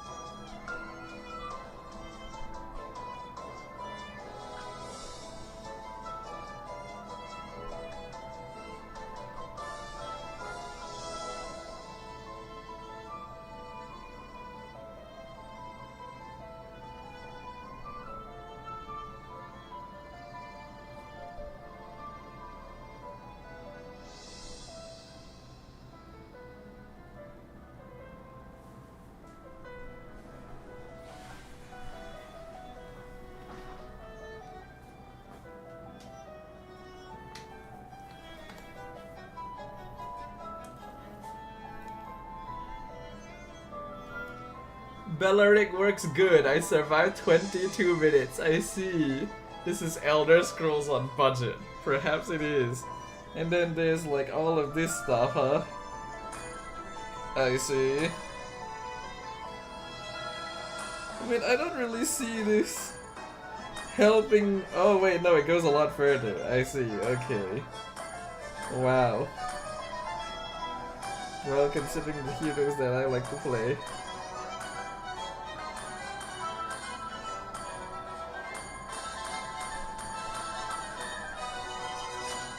Okay, yeah, sure. Alright, I'll go for one more round, and I think after that I'll end the stream.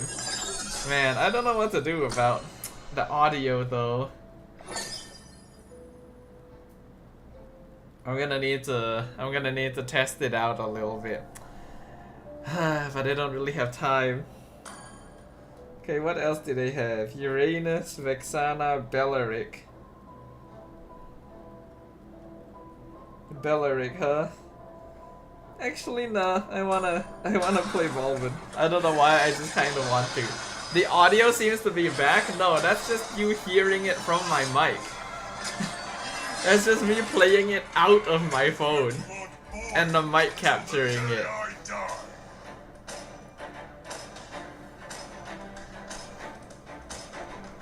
it's not actually capturing. The weirdest part is that the cable doesn't work too. Like, okay, I maybe get it if Wi-Fi doesn't allow me to capture audio, but then cable too? Clearly something's off. Welcome to Mobile Legends!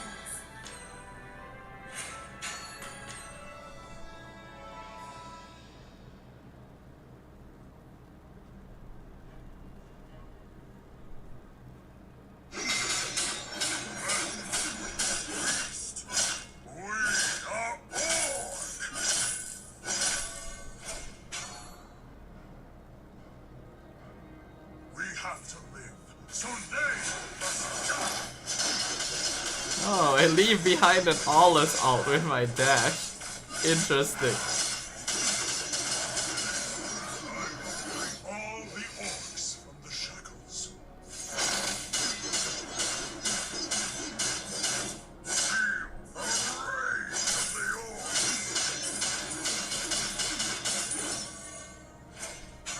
And then what does this do? Huge strike, dealing true damage. Okay, yeah. Each kill reduces cooldown. Okay.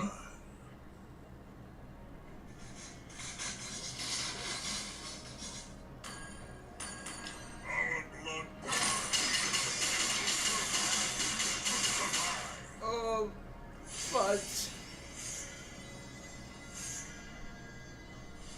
To reclaim our honor. Dude, that fudging ice shit.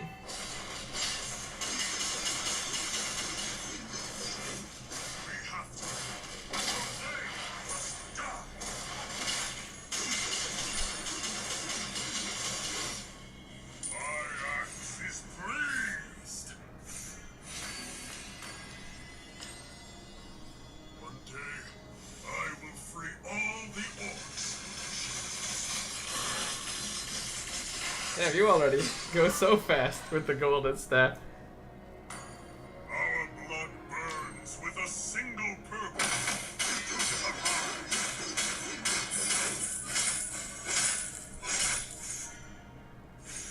My heart sings to the battle cry of my clan.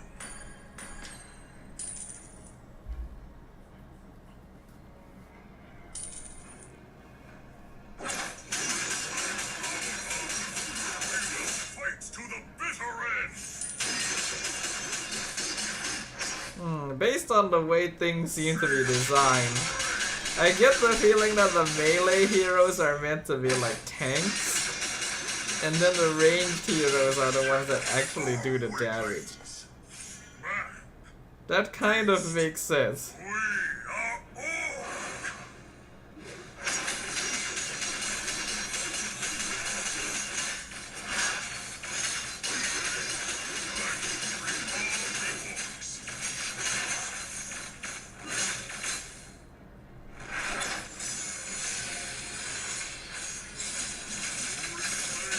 Oh, Vexana can summon her dude. That's pretty good.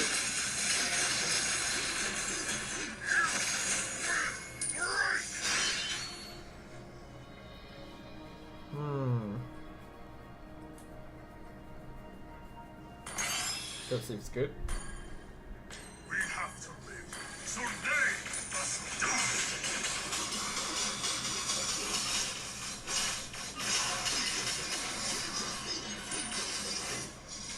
My heart sings the battle. Death always! Miscalculated that.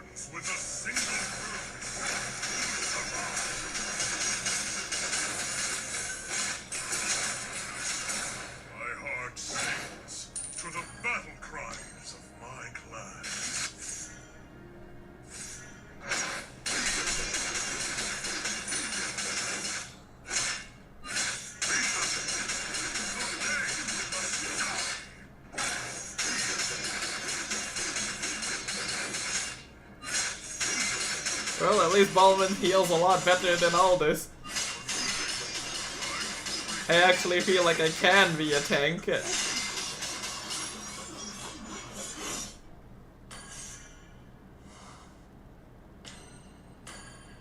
reclaim our honor, we will fight to the bitter end!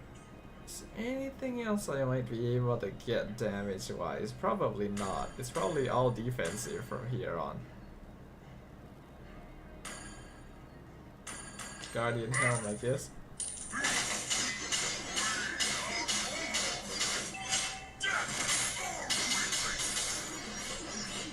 Ajax is pleased!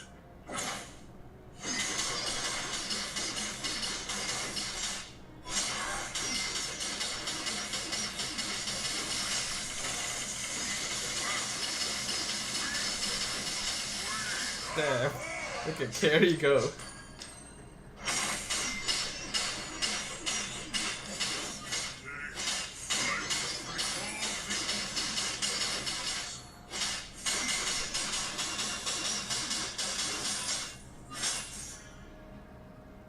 Our blood burns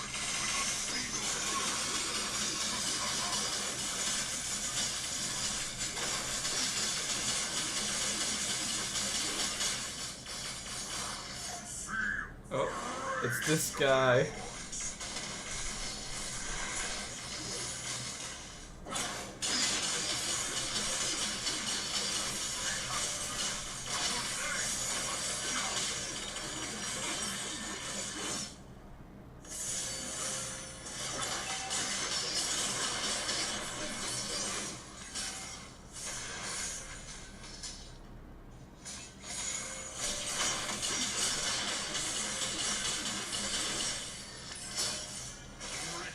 Okay, let's see. There is an animation in the. Oh, fuck.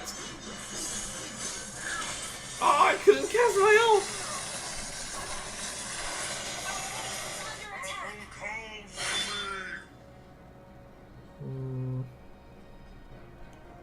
Ooh, that's good. Yeah, the Yuzong thing would be very good for Baldwin.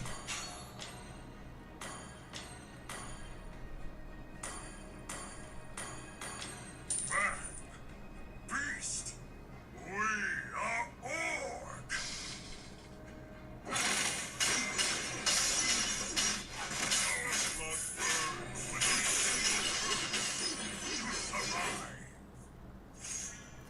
Baldwin is pretty satisfying to play with all the AoE and stuff.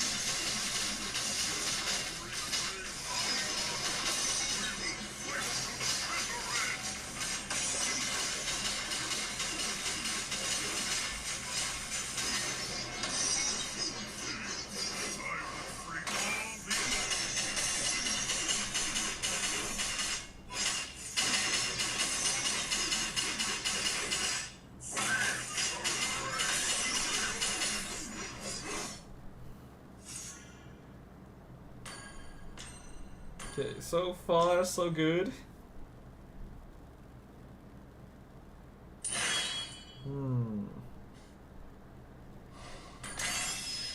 They probably do need some movement speed since I'm going with no shoes.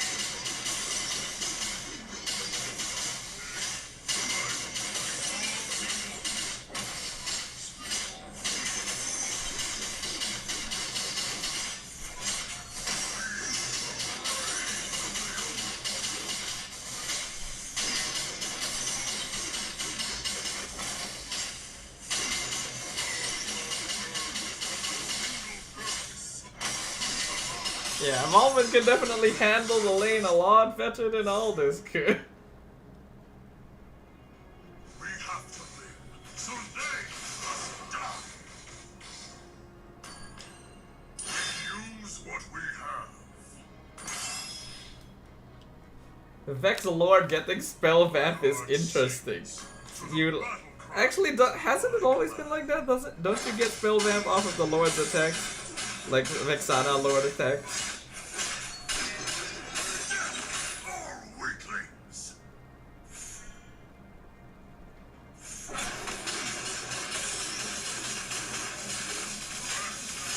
I'm starting to lag. That's a sign from the world telling me that, yep, it is time to end stream soon after this one. Fight to the bitter end!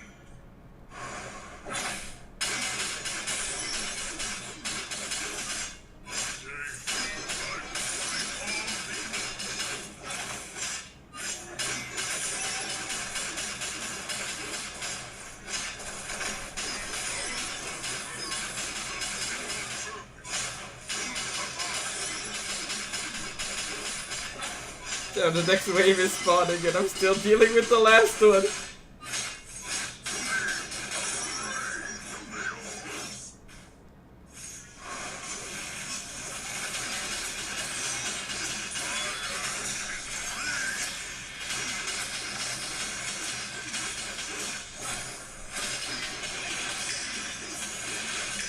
Ouch. Oh my god! She's perfectly hitting those! I can't believe that!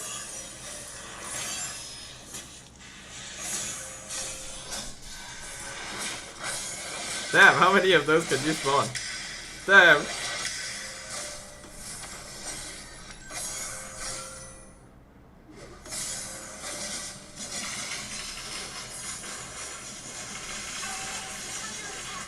To the slaughter!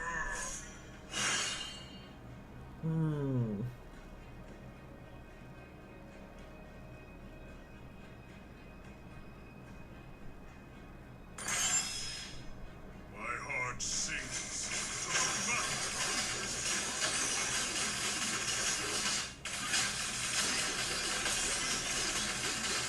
Reclaim our honor. We will fight to the bitter end.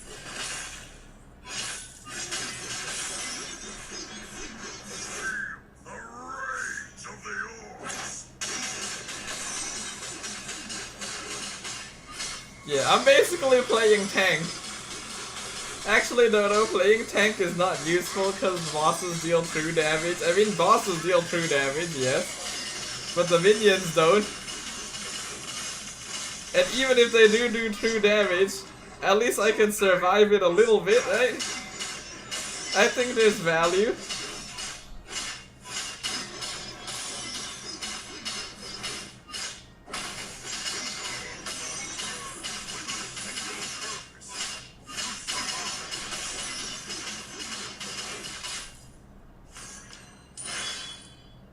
My heart sings to the battle cries of my clan.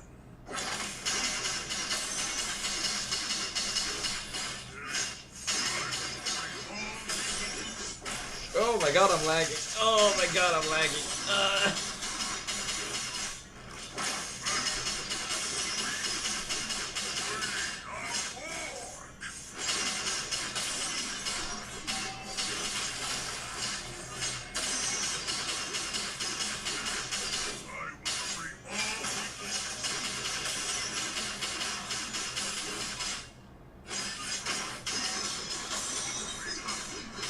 Look at my ping, dude. Look at my ping going up and down like crazy. Why? To reclaim our honor, we will fight to the bitter end. Our blood burns with a single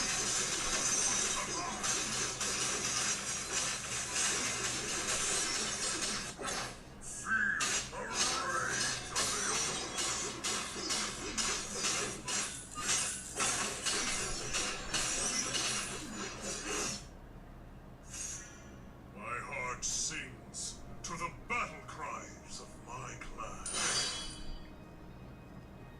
The spell choice also matters. What do you mean spell? Feel the rage of the orcs. My heart sings to the battle cries.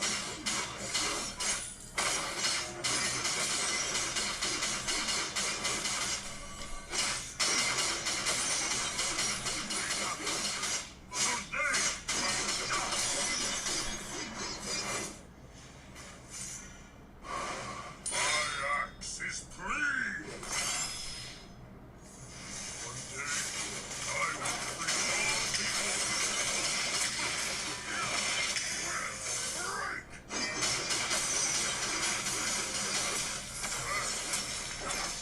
Holy shit!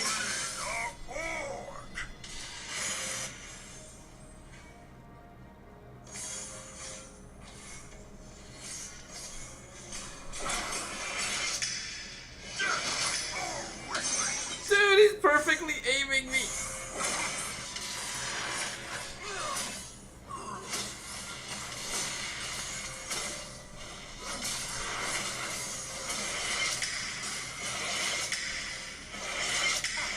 Whoa!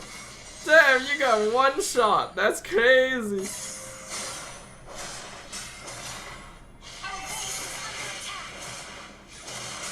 Whoops, I think that might be out. Yep.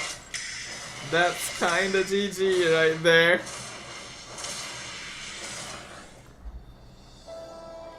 Big ripperoni.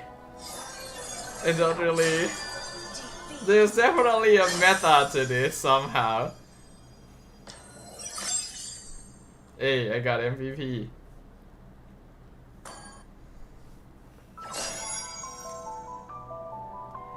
Tis an interesting experience, I will say. But I would probably prefer to just play the game normally.